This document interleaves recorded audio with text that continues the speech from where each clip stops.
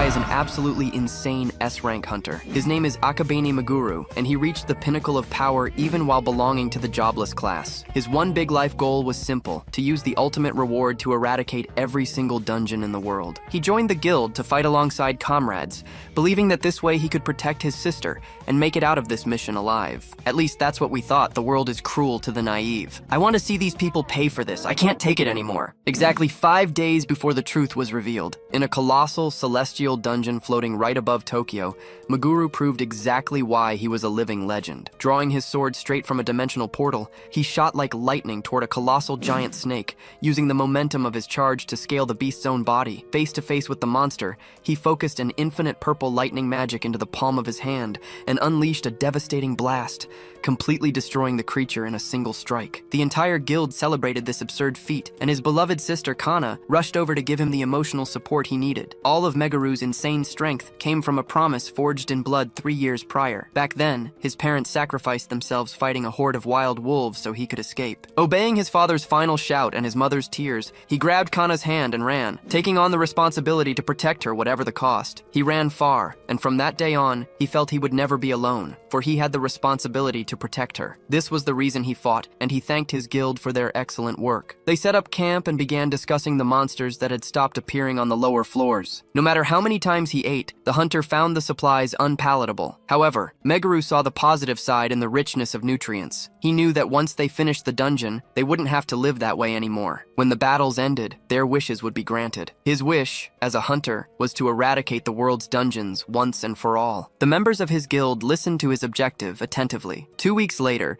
the guild finally reached the highest floor of the dungeon, encountering the boss, a massive and terrifying red dragon. The guild bravely confronted it as it unleashed its fire breath. Our hero strategically guided them to surround the creature. The members obeyed and began coordinated attacks. Meguru noticed that the dragon had its guard down, losing scales. Focusing attacks on that vulnerable spot, he wielded his sword. However, he was surprised by a tail whip from the dragon that sent him flying. His sister ran to him and healed him immediately. Meguru was on the verge of elimination this time and thanked her for the healing. He asked the rear guard to focus on the dragon's eyes, while the rest continued attacking its neck. After 2 weeks of intense combat, he finally understood the true meaning of fighting as a team. Meguru, who had never before had companions he could fully trust, now saw everyone fighting alongside him. He had never placed his complete trust in anyone other than Kana, but at that moment, he entrusted them with his very life. The fusion of his sword and magic, a skill only an unemployed individual like him could achieve, was his greatest weapon. Concentrating a vast amount of energy into his sword, which became enveloped in lightning, he charged his ultimate attack, delivering the final blow to the dragon's neck, which finally seemed defeated. However, just as Meguru believed they had finally succeeded and that the world would find peace, something drastically changed. A sword pierced his chest, and Kana, his sister, couldn't stop it. Stunned, he wondered why, and the red-bearded man revealed the cruel truth. They were never friends. After all, their viewpoints were irreconcilable, and he had betrayed Meguru. While the protagonist wished to eradicate all dungeons, the others vehemently disagreed, as they didn't want to erase the status they had built for themselves. Leaving Meguru agonizing on the ground, the traitor explained that by protecting the world, S-rank hunters gained great prestige in society. From the moment Meguru expressed his desire to end the dungeons, they decided they should end him. Meguru understood their anger, but couldn't comprehend why they had harmed Kana. The motivation, according to them, was to prevent her from hindering their plans. Outraged and filled with deep hatred for his sister's elimination for such a stupid reason,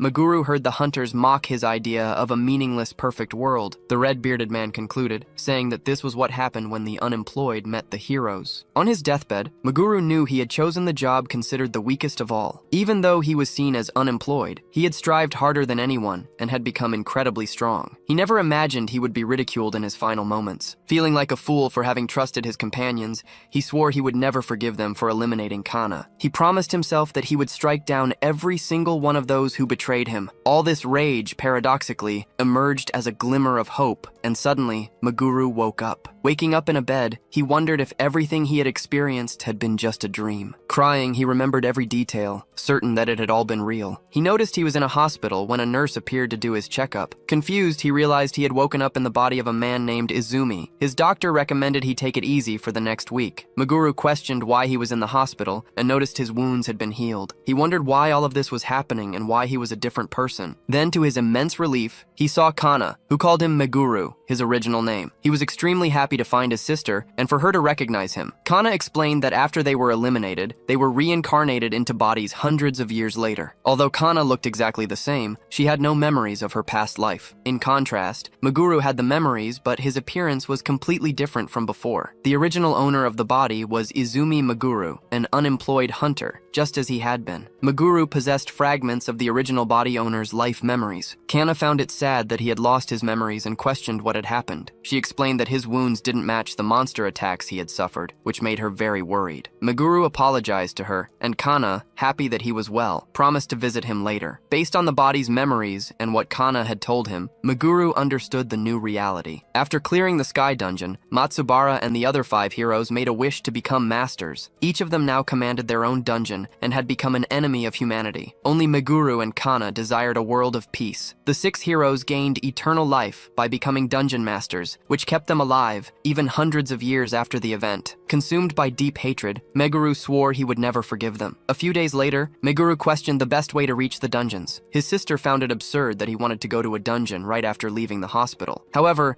after everything that had happened, he wanted to become strong as quickly as possible, as eliminating the 6 heroes, who were now dungeon masters, couldn't be done with ordinary strength. Kana asked him to stop and tried to understand why he was pushing himself so hard. Meguru explained that despite having the reputation of being unemployed and things not having changed from one life to another, unemployment being a horrible job that consists of having no skills with magic and sword, he had his own way of doing things. Apologizing to his sister, he stated that there was an unemployed method. Before Meguru could explain his method, someone appeared surprised that he was alive. 2 people called him resilient, and Kana asked if Meguru knew them. He replied that he did, remembering that those 2 were the ones who had hospitalized the previous body's owner. The previous body's owner had also been betrayed in a dungeon. One of the hunters who had hospitalized Meguru's former body owner asked him not to say anything, as he still had enough money to live a little longer. In gratitude for lending him the body, Meguru promised to avenge the former owner. However, when Meguru asked them for a favor, the 2 psychotic hunters prepared to attack him again. One of the hunters, a rank D with enormous arms, charged at Meguru in a fit of rage. Throwing a punch, he declared that a rank F hunter would never defeat him. In response, Meguru landed a punch before his enemy, surprising him with his brutal strength. As the first hunter fell to the ground, the other drew a knife, refusing to be made a fool of, and lunged at Meguru with the intent to eliminate him. At that moment, Meguru recognized that his current body was considerably weaker than his previous one. Still, using his vast experience, he managed to deal with the weaker opponent and grabbed the dagger. With surprising ease, he ripped the weapon from the enemy's hands and broke the blade's steel with his fingers. At that moment, the 2 enemies, overcome by fear, fled. Kana, shocked, questioned when Meguru had become so strong. She felt as if her brother was a completely different person, both in strength and demeanor. Meguru, in turn, explained that although he was physically weaker, he was now capable of casting difficult spells with his bare hands. He was certain that if he regained his attributes, he would achieve his revenge. For his attributes to grow properly, he intended to clear various dungeons scattered across the world. Before defeating the 6 heroes, he needed to make sure to explore several dungeons. Upon arriving at a rank E dungeon, Meguru apologized to the guild hunters who were waiting for him. It was a higher level dungeon than his own, as he was only a rank F adventurer. With all members gathered, they entered the dungeon, including Kana and Meguru. The hunters, noticing Meguru and Kana's attributes and level, cast malicious glances at them. After passing through the portal and arriving in a cave, they decided to discuss the attack plan. The group leader, a man with a scar over his eye, picked up a stalactite and declared that the final attack bonus would be his and his friends. Demonstrating strength and arrogance, he asked if anyone would oppose it. As the leader prepared to discuss the vanguard formation, Meguru interrupted him, questioning whether the experience shouldn't be divided among the entire team. Kana disliked Meguru's attitude of confronting unknown hunters, but he insisted that he also wanted bonuses. The leader retorted, saying that if he, as the leader, didn't land the final blow, things could become dangerous. He mocked Meguru for not knowing this, and for being a dumb rank F. Our hero replied that everything would be fine if they fought carefully, which infuriated the guild leader. The leader struck with his sword, not intending to eliminate Meguru, but threatening him at the same instant. Pointing the sword, he said that Meguru, being a low-level unemployed person, shouldn't push his luck. The leader's right-hand man intervened, stating that in a dungeon, the boss's words were absolute. In his view, the weaker ones should stay quiet, and he placed a hand on Meguru's shoulder in a threatening manner. He activated strange purple flames, but was promptly interrupted by the other guild members. A A boy with glasses asked Meguru to obey them, even if he wanted to gain experience. Meguru then realized that this was not a good place to argue or fight. The leader, with the enormous sword on his back, told him to watch his words. Meguru realized that the two hunters, the leader and his right-hand man, were colluding to steal all the treasures and experience from the dungeon. The loots, he noticed, were different from the rewards offered by the Hunters Association. They were raw materials gathered in the dungeons, and Meguru concluded that these people were excessively greedy. At that moment, the group encountered wild and furious boars at the back of the cave. The group leader ordered his subordinates to attack the monsters. The hunters, weak and clumsy, advanced and began attacking the enemies. Meanwhile, the leader, the hunter with the scar over his eye, waited for the right moment to finish the combat and secure the loot. His friend, in turn, used fire magic to deliver the final blows. Meguru watched the scene in dismay until a wild boar charged furiously towards him. In response, he used magic from the palm of his hands while leaping. As he leaped over the boar, he unleashed the magic directly from his palm. The magic not only defeated the boar attacking him, but also struck and eliminated several others, leaving the guild leader shocked by such immense power. However, one of the boars, still alive, attacked the greedy leader, wounding him in the stomach. Just then, the monster that attacked the leader was eliminated by Meguru's magic. Standing before him, Meguru ordered him to pick up his own loot, and the leader, reluctantly, obeyed. The leader, still proud, claimed he would have survived even without the help of the jobless one. Meguru then suggested that if the leader didn't trust his own abilities, he should leave the group. Completely demoralized, the leader tried to downplay the incident, saying it was just an occasional event. The mission continued, but the leader was visibly unsettled by Meguru's presence and actions. In the final boss room, located in the deepest part of the dungeon, the leader, with his arrogant demeanor, began to scheme. He ordered Meguru to stay put, while the rest of the group, along with his comrade, would accompany him. Meguru didn't understand what the leader was plotting, but the scarred hunter, his right-hand man, insisted that he obey. The leader assured Meguru that he shouldn't worry, as he himself would quickly defeat the final boss. And, with disdain, he stated that inferior beings like Meguru should merely observe and learn. Despite being expressly ordered to stay put, Kana and Meguru decided to move forward. Upon reaching the final boss room, they were met with a repulsive sight. A massive boar-like creature, with sharp tusks and multiple eyes, was voraciously feeding on living beings. The guild leader and his companion, driven by greed and the promise of substantial payment for defeating the monster, launched their attack. Displaying their sword and magic skills, they tried to demonstrate their strength to the rest of the team and to Meguru and Kana, who had disobeyed orders. However, their display of power was short-lived. Through the smoke of their fire magic, they realized the creature was still alive. The diabolical being, with a cruel smile, delivered a devastating blow that tore off one of the guild leader's arms, leaving him in complete shock. Next, the boar boss unleashed a scorching magic that burned the group leader's companion. With his body engulfed in flames, he screamed in pain as both were seized by the monster, which prepared to devour them. Paralyzed by terror, they couldn't react, and in moments became food for the colossal creature. Before succumbing, the greedy leader cried and begged for his life, but it was all in vain. The guild, horrified, watched the scene unfold. Meguru, the protagonist, recalled how unusually strong the dungeon monsters had been. The final boss, in particular,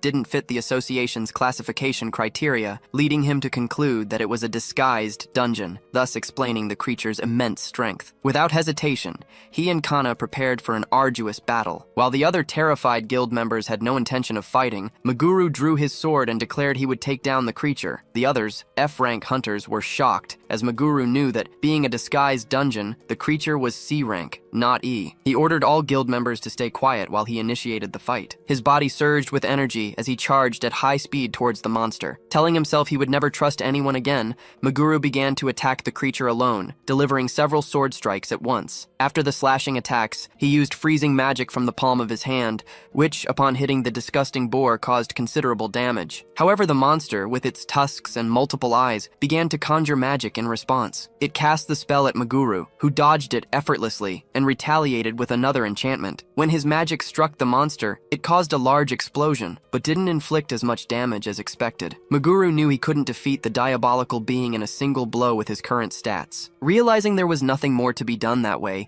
he conjured another spell and dodged the boar's tusks. He leaped to avoid a destructive blow, aware that he needed to stop the creature's movements. Observing the scene from above, Meguru wielded his sword and slashed the boar's knee, making it shriek in pain. Next, he swiftly moved to the other knee, delivering another cut that brought the monster crashing to the ground. After immobilizing the boar, he understood that the magic he had released earlier had served to propel him. He used magic downwards again, and the propulsion sent him flying, surpassing the monster's height. Reaching close to the cave ceiling, he conjured a spell and launched it at the stalactites. The large ice spikes rained down on the malevolent boar's head, completely destroying the monster and embedding its head into its own body. When Meguru brought down the creature, fulfilling his promise, the entire guild was surprised. A very strong blue light appeared, and they headed towards its source. At that moment, all of Meguru's attributes began to increase by 5 points. Experience was indeed the greatest advantage for an unemployed person. Kana, his sister, realized that he was not the same as before. Meguru was startled when she noticed he was a different person in that body. The girl asked him not to deceive her, as there was no way he could have become stronger in such a short time. Therefore, she was certain he had been hiding his true strength all along, questioning why he would do so if they were friends. Our hero, realizing she hadn't uncovered his deepest secret, patted her head, saying he had been training in secret all that time because he wanted to protect her. Meguru swore to himself that he would never let what happened in his past life happen again. Then, he told them to leave the dungeon and inform the Hunter Association. They arrived at the Hunter Association's base in Shinjuku. The secretary couldn't believe that a C-rank dungeon boss had been defeated by an unemployed person, especially since this boss had eliminated 2 D-rank adventurers. However, Kana asserted that she had seen everything with her own eyes. The secretary found the story absurd, suggesting that the 2 adventurers had been stabbed in the back after defeating the boss. He realized that an unemployed person defeating a boss alone was something the association did not look favorably upon. Kana shouted that they would never do such a thing, and demanded they confirm the story. Izumi Meguru explained that the hunters, by letting their guard down for a second in the dungeon, had perished. Sincerely, he expressed his opinion that the secretaries were treating the deaths of the 2 in a disparaging manner. Embarrassed,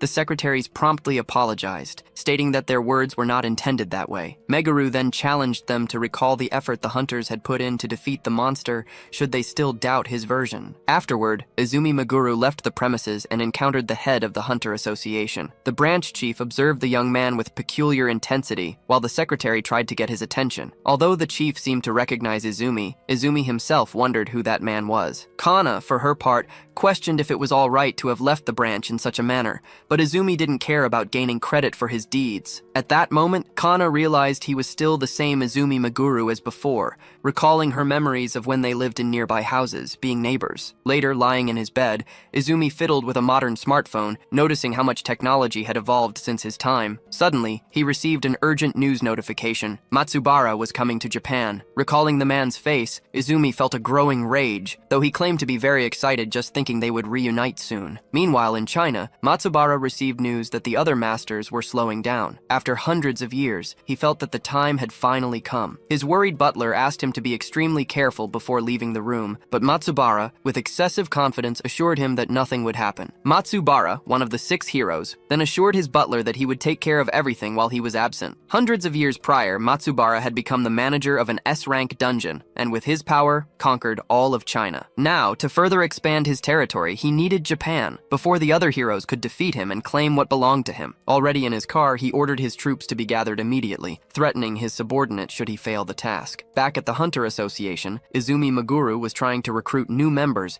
but faced great difficulty. His F rank and the fact that he was unemployed weighed heavily on the recruitment process. As an adventurer, he had no choice but to clear dungeons to gain more status, and to find a dungeon, no matter how difficult, he first needed to rise above F rank. Kana then questioned how he would manage to rank up if he couldn't undertake dungeon clearing missions. While his sister complained about the hypocrisy, the branch chief appeared. Hearing their complaints, the branch chief showed understanding and apologized for his employees' rudeness. He then informed Izumi that he could take a special test to increase his level. He explained that each month, a hunter skill examination was held in underground facilities, allowing hunters to easily rank up upon success. Despite it being a very difficult test, the chief suggested that there was no harm in Meguru trying, because if he failed, he could retake it or fulfill the requirements to rank up normally. Seeing that, although the pass rate was low, there were no disadvantages in trying, Izumi decided to accept. His employee then questioned the chief about why he had recommended that special examination, as no one had ever passed it before. In response, the chief declared that Izumi Meguru could be the first person to pass the test. 3 days later, Izumi Meguru and other hunters headed to the association's underground facility. The test seemed simple. It involved defeating monsters that would appear in the room. These monsters, created by the mana from dungeon magic stones, would feel pain if hit, but would not die even from a fatal blow. If the hunters successfully defeated them,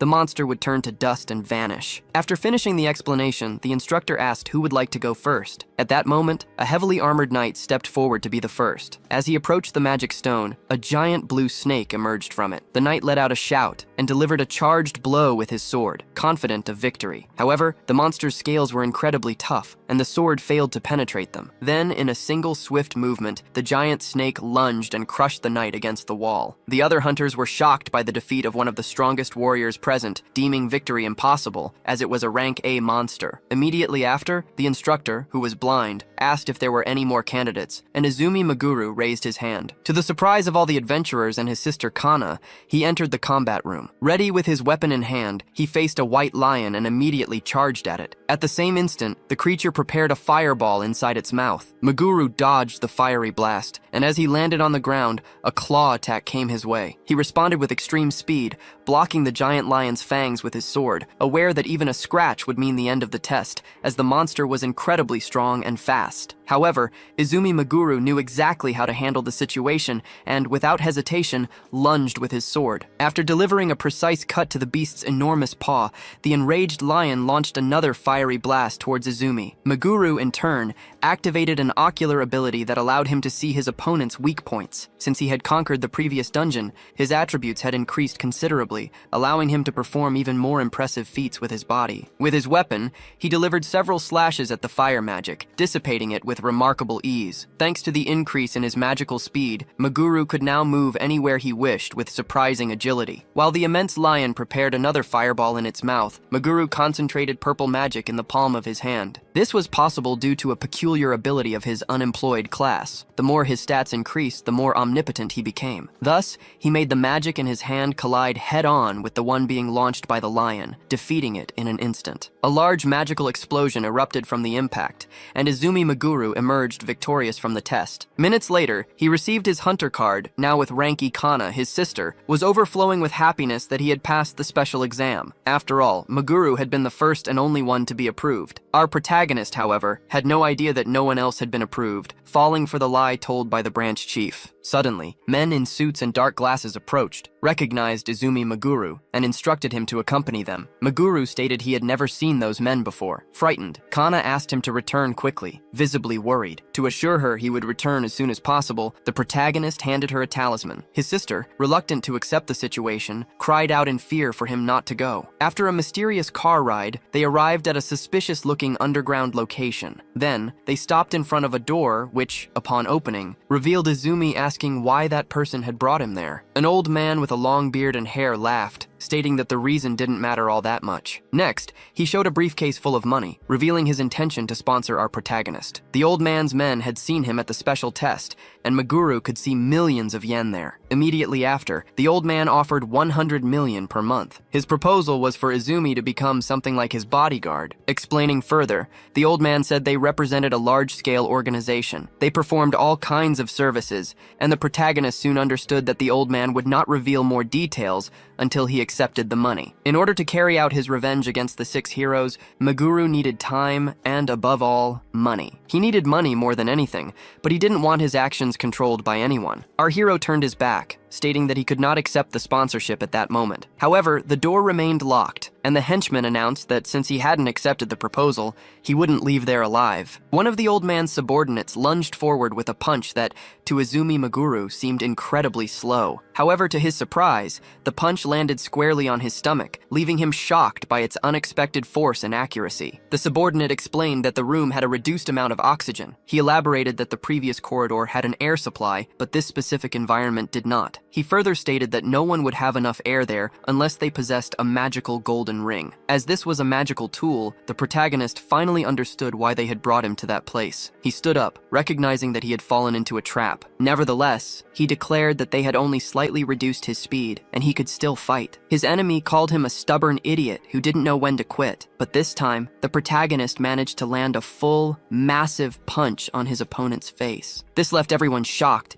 and one of the thugs grabbed a dagger to attack Maguru. With his senses dulled, the protagonist chose not to get close, delivering a kick to the man with the knife. Fighting and using his mind to strategize, he finished off the enemy with a punch right after the kick. The last remaining thugs advanced on Izumi all at once. As a result, the protagonist defeated all three of them in a matter of seconds. Even if they were weak, the main thug hadn't expected him to defeat 6 opponents in total. In any case, they were no match for him, who took off his shirt, revealing a gigantic physique. Entering a berserk rage, he grabbed an axe, and several veins bulged on his body. He struck the ground with his giant axe, and the protagonist dodged to the side. Maguru recognized that the berserker class reduced intelligence and speed in exchange for a massive increase in strength. He had seen a single, extremely powerful berserker in his past life, and in this case, he felt pity for the target. Our hero used the wall to bounce off and evade the enemy's strong yet predictable blows. A berserker's weakness, he knew, was their extremely low magic resistance. They were no match for the unemployed, who increased mobility and magical attack power. Meguru then unleashed an extremely powerful burst of magic at the reddened enemy. Upon hitting his body, it caused immense damage, making the monster fall to the ground. The only downside was the amount of mana he expended. Then the old man congratulated him, stating that he had already expected such a performance from such an interesting hunter. Even though he had exceeded his expectations,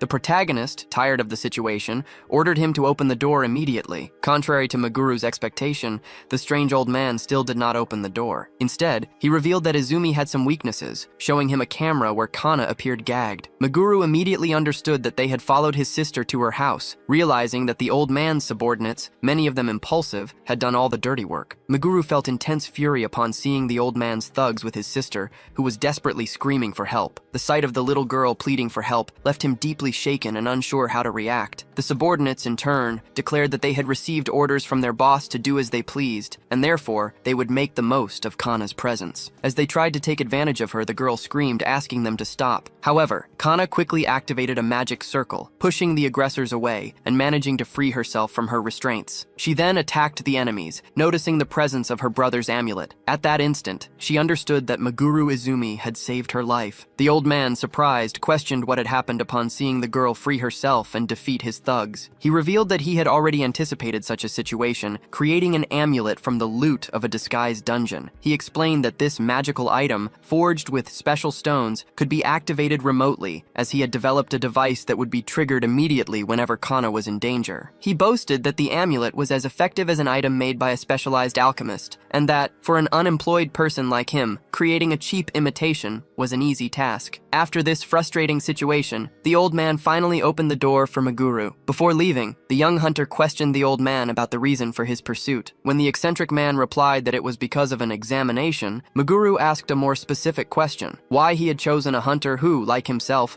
was living through difficult times, seeking an honest life. The old man replied that he needed more strong men and was gathering hunters for a certain person. Upon questioning who this specific person was, Maguru pointed his sword, demanding that the man speak immediately. Under the threat, the old man finally spilled the beans, revealing that it was Matsubara Miyoshi, the former hero. Maguru asked what Matsubara's reason was for gathering such a fighting force. In complete shock and under threat, the old man, desperate, confessed that he did not know the real reason. At that moment, Maguru understood the situation and ordered the old man never to bother Kana or him again. To ensure the lesson was remembered, he left a small cut on the man's face before finally leaving through the door. Upon arriving home, Meguru, desperate, asked if Kana was all right. The girl, without resisting, hugged her brother and assured him she wasn't hurt. Meguru, in turn, apologized for leaving her alone, as he had entrusted the amulet to her. Kana asked if he wouldn't report the incident to the police. Meguru, however, explained that with Matsubara involved, the police would be powerless to do anything. The girl was surprised to learn that one of the 6 famous was implicated. Her brother then instructed Kana to pack her bags, as they would have to move. Living alone would be dangerous. He insisted that the move should be immediate, and that until they found a new place, she could stay with him. Kana felt embarrassed by the situation, but on the other hand, she mentioned that he had a double bed. Meguru, without malice, assured her that there would be no problem at all with her sleeping at his place, as he cared deeply for Kana, and it was natural for family to live together. The girl, in turn, didn't mind accepting the proposal, being with him. Meanwhile, upon arriving at the base where the old man was, the former hero Matsubara Miyoshi became extremely irritated upon seeing his henchmen eliminated. The old man knelt, apologizing for failing to recruit the hunter. Matsubara, furious at the failure, grabbed him by the hair and demanded information about the hunter. The old man revealed that his name was Izumi Meguru and that he was an unknown. However, upon hearing that name, the former hero seemed to remember something and dropped the old man to the floor. Matsubara, who was also known as the Dungeon Master, recalled Meguru upon hearing that he was strong for no reason and unemployed. He knew that he would normally deal with such a situation directly, but this time, he decided he would investigate Meguru thoroughly, learning every single thing about him and using any imaginable method. The next day, Kana woke up in the double bed beside Meguru and tried to wake him. As he didn't wake up, she put on her boots and went outside. As soon as she opened the door, she noticed a strange purple magic hovering in the air. Meguru woke up, and upon seeing the magic, he hadn't imagined that a dungeon portal could appear in that location. Judging by the strength of the mana, it was probably a rank C dungeon. He asked Kana to wait in the room while he returned, but she refused, stating that he wouldn't go alone. After Kana insisted on going along, Meguru eventually accepted, and both entered the dungeon. Some time passed as they defeated the creatures within. Kana, however, realized that she hadn't been useful at all, even accompanying Meguru. Then, the young hero asked her to use Abyss Magic, a legendary ability capable of decreasing all of a target's attributes. Insecure, Kana stated that it would be impossible for her to use such powerful magic. After all, the only hero known to have manipulated the Abyss was Kana-sama, 100 years ago, a legendary brave healer. Kana, in turn, was merely a cleric, and the difference between them seemed insurmountable. However, Izumi, seeing that his sister had lost her memories, was certain he could help her recover them. Suddenly, a dog-shaped monster appeared, catching them by surprise. While Izumi declared that someone else besides the Kana-sama of the past could use such power, he quickly immobilized the dog with magic and finished it with a precise kick. He then explained to his sister that the great advantage of being unemployed was the freedom to accomplish all sorts of things. Even as an inferior version of the original heroine, Kana was still capable of using Abyss Magic. Kana, who had no idea her brother's profession was so versatile, felt motivated. Izumi encouraged her to move forward, saying she could do the same as him. However, Kana insisted on deprecating herself, claiming she wasn't capable and considering him special. Izumi then detailed that all she needed to do was imagine the outcome and gather the necessary components. Once the technique was etched into her soul, it wouldn't be easy to lose it. He assured her that she had already mastered the basic parts. She just needed to try and believe in herself. Confident, Kana decided to try, especially after Izumi explained how to do it, suggesting that perhaps she didn't need to construct a difficult spell, but rather compile several simple ones on top of each other. No sooner had Izumi warned his sister that several wild dogs were approaching than Kana opened her eyes and with renewed focus conjured Abyss Magic. A ball of green energy captured the three dogs, and she could hardly believe she had actually succeeded. Izumi congratulated her and, seizing the moment, proposed teaching her the strength and adjustment spells. Kana found the idea absurd, as the spells were notoriously difficult, but she decided to try. At that instant, the final boss of the dungeon, a giant dog, appeared. It tried to strike a blow, but Izumi nimbly dodged to the side. The second spell Kana learned through Izumi was Strength, similar to Abyss, but with the function of increasing attributes instead of decreasing them. She used the spell on Izumi, who immediately began to move faster, enveloped in an intense glow. Approaching the giant dog, Izumi placed his hand on the ground and conjured a fire spell. Flames began to climb the creature, which was defeated at that exact moment. Kana then realized that she could be useful to Izumi and that they formed an excellent team. The unemployed man was surprised, as the fight had been much easier than he had imagined, all thanks to her contribution. The only thing that bothered him was that Kana's attributes should have increased after clearing the dungeon, but this didn't happen. Suddenly, a flow of energy appeared before them, resembling a portal and, at the same time, the exit. Kana had never seen anything like it, but Izumi quickly deduced that it might be a double dungeon, an extremely rare phenomenon to encounter, an entire dungeon within another. He explained that the mana of the second dungeon was denser, and the monsters, consequently, stronger. It was probably a rank B dungeon, and if they didn't clear it, they wouldn't receive the reward. Kana, however, considered a rank B dungeon a natural disaster, comparable to meteors. She found the situation too dangerous, even for Izumi, and advised him to leave. However, Izumi, confident in the buffs Kana could grant, believed they were capable of facing that second dungeon. Thus, Izumi entered the newly appeared portal, but something unexpected began to happen. A crater opened between the two of them,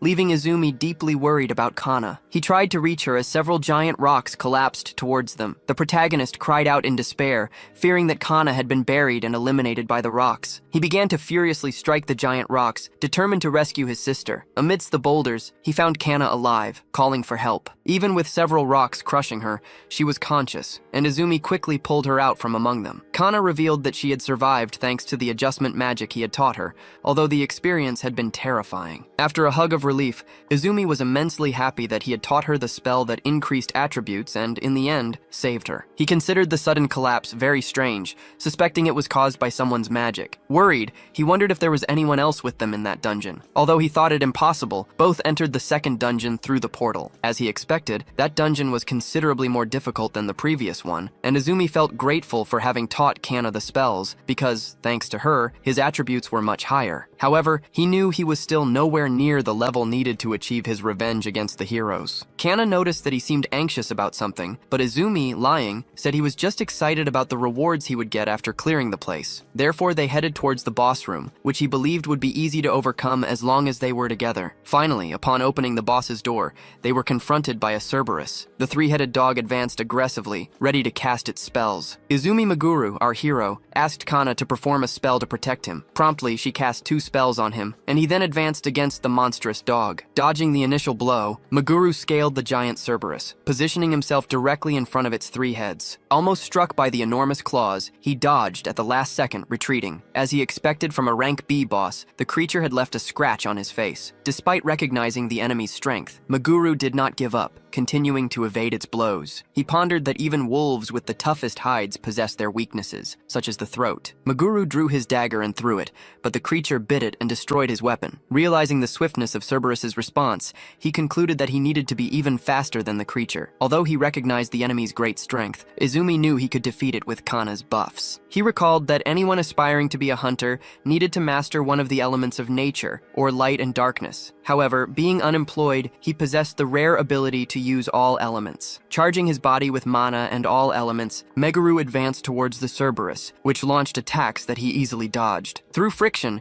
he united earth and wind magic, creating plasma, and thus prepared to attack the monster. He made 2 powerful cuts with the plasma, enveloping and decapitating the Cerberus's 3 heads. With a single blow, he defeated the dungeon boss, which fell to the ground, eliminated. At that moment, his stats increased and he received the reward, a card that would allow him to undertake rank C dungeons repeatedly. Izumi Meguru commented that he had only received a scratch, while discreetly hiding the card from Kana. Behind him, a hidden man observed the fight and concluded that Izumi Meguru was stronger than he had expected. This man, a mercenary, spoke with Matsubara, who had hired him to investigate the boy. He reported that Meguru was extremely competent, as he had cleared a double dungeon built by the former hero. An ordinary unemployed person would never have the necessary skills to get out of a place like that alive. The mercenary stated that Meguru seemed to have a lot of experience, suggesting he had lived through much despite his young age. He was sure that the boy could ascend to rank A, however, he possessed a clear weak point. If Matsubara knew how to take advantage of it, Meguru would become weaker than a rank E hunter. The dungeon master realized that the decision to investigate the protagonist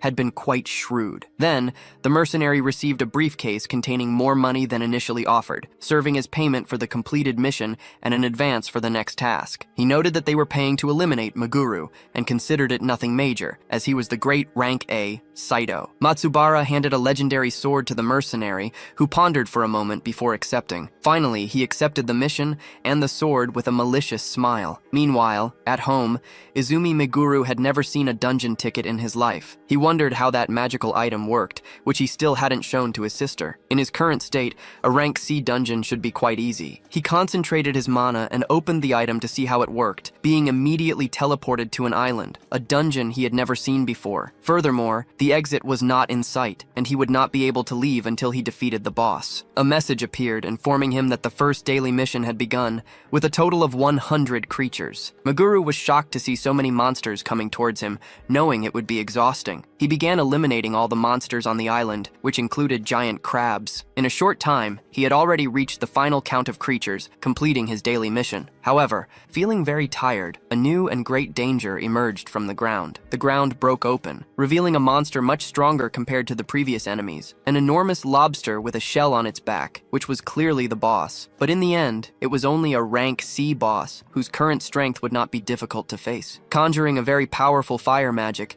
Meguru launched it like a whirlwind, exploding the lobster. The reward was another dungeon ticket and a potion that restored all health, unlike other locations that granted status upon being cleared. He accepted the potion, and then his body began to disintegrate from there, returning to his home, where Kana was sleeping soundly, without even noticing his departure. Furthermore, the dungeon ticket did not disappear after use. Meanwhile, at the Hunters Association, people were surprised by Maguru's appearance, though he didn't quite understand why. Kana explained that he was an unemployed individual who had passed the special exam. People found this very fascinating, something the protagonist had not expected. The two siblings were assigned a special mission, to find Saito and go to a dungeon. Maguru was being sought by him, and the receptionist's guess was that he had attracted attention during the test. Our hero accepted the mission, as Saito wanted to speak with him. After some time, Izumi Maguru met with Saito, who greeted him and acknowledged his strength. The other two party members, who had joined merely to fill the quota required for the reward, remained somewhat peripheral. Maguru and Saito, on the other hand, fought side by side against the dungeon creatures. During the combat, Maguru exclaimed that Saito was the second highest ranked individual, surpassed only by the 6 heroes. At that instant, a lizard tried to attack him, but was immediately incinerated by our hero. Saito, observing the scene, recognized Maguru's strength, confirming what was already said about him. Now, seeing him up close, he fully understood his power. With a malicious expression, Saito mused that someone so strong should be capable of clearing a dungeon like that alone. He then informed Maguru that he and the rest of the team would take care of collecting all the loot, going unnoticed. Maguru, not understanding Saito's true intentions, felt grateful for the experience bonus he received for having an A-level hero on his team. As he continued to defeat the dungeon monsters, Maguru asked Saito why he had wanted him on his team. The high-level hero, with an enigmatic smile,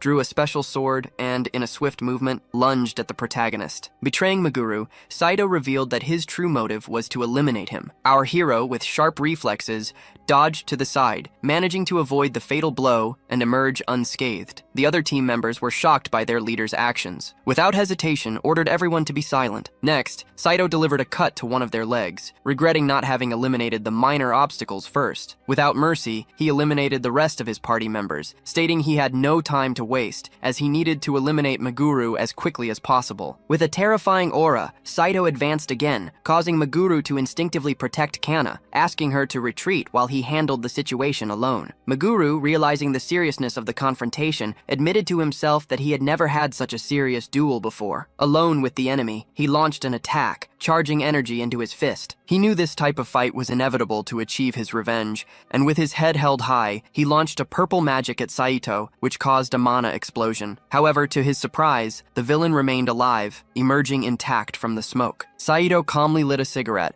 and stated that he didn't hate Maguru, explaining that he was merely acting on Matsubara's orders. He asked Maguru not to hold any grudges, then advanced, delivering precise cuts with his sword. During the intense duel, Saito revealed that Matsubara had a peculiar interest in Maguru, seemingly bothered specifically by how strong the young man was becoming. Suddenly, Saito vanished and reappeared, delivering a kick to Maguru's stomach, an attack he hadn't anticipated. Our protagonist reacted poorly to the blow, falling to the ground, weakened. The fatigue accumulated on the journey there was now hindering him, and he finally understood why Saito had let him deal with the monsters until that moment. Despite his exhaustion, Maguru affirmed to himself that there was no chance he would die there, as he needed to protect Kana. He didn't want to relive the past or allow it to repeat, so he focused on the present and awakened an absurd inner power. Charging at his target with extreme speed which worried Saito, Maguru executed several rapid movements, appearing behind his enemy in an instant. Surprised, Saito tried to react, but the protagonist was faster, delivering a punch that knocked him down. Saito, recognizing that the boy was growing stronger with each passing moment, revealed that he had prepared something for this occasion, as he had anticipated this possibility. In a desperate move, he immobilized Kana, pointing his sword at her neck. Saito knew that Kana was Maguru's weakness, and demanded that he follow his orders if he didn't want her eliminated. Under those circumstances, before he could eliminate his target, Kana would be killed, and Maguru was confused about what to do. Furthermore, he was extremely exhausted, which worsened his reasoning and strength. Taking out his potion, he decided to stake everything on it. If he were at his peak, he would be faster and stronger than his enemy. Immediately after drinking the yellow potion, his body reacted well, and he became incredibly fast. With a precise kick, Maguru sent Saito Saito's sword flying, disarming him. In an instant, he positioned himself behind the enemy. Our hero then declared that Saito shouldn't have underestimated him, as he was already back in motion. Overcoming the situation, Meguru unleashed a magic shot to Saito's head, eliminating the enemy. Kana, relieved, began casting healing spells to save the party members who had been attacked by Saito. She confirmed that they were still breathing and needed to be taken to the hospital immediately. Meguru was unsure whether they should leave now or if he should clear the dungeon first before heading to the exit. After all, clearing the area would be quick with the special sword he had taken from the defeated enemy. He had felt a strange energy when Saito used it, but now he felt nothing. Entering the boss room, he encountered a gigantic lizard with crystals on its head. With no time to spare on the creature, he used the sword and delivered a cut that split it in half. After defeating the creature, he received 50 more points in all his attributes. After the battle, Izumi Meguru not only obtained the Crest of Duty, but also noticed the appearance of a strange mark on the palm of his hand, questioning its meaning. Meanwhile, the secretaries of the Hunter Association could barely believe what they were seeing, shocked by the idea that a monster could have defeated a rank A hunter of Saito's caliber. In response to their disbelief, Meguru stated that it was common for hunters to die in dungeons. After a long period of reflection, Meguru decided to keep Saito's true fate a secret, fabricating stories that aligned with what would be the fate of the two survivors. The association's secretaries, however, still found it hard to believe, as Saito was known for his extraordinary strength and unparalleled talent. He cleared all types of dungeons on his own and had triumphed in the prestigious Dragonlord Festival, where hunters competed against each other. Hearing the secretary's persistence, Meguru intimidated the secretary, who, coerced, tried to consider the possibility that someone from the group had stabbed Saito in the back. To prevent further accusations,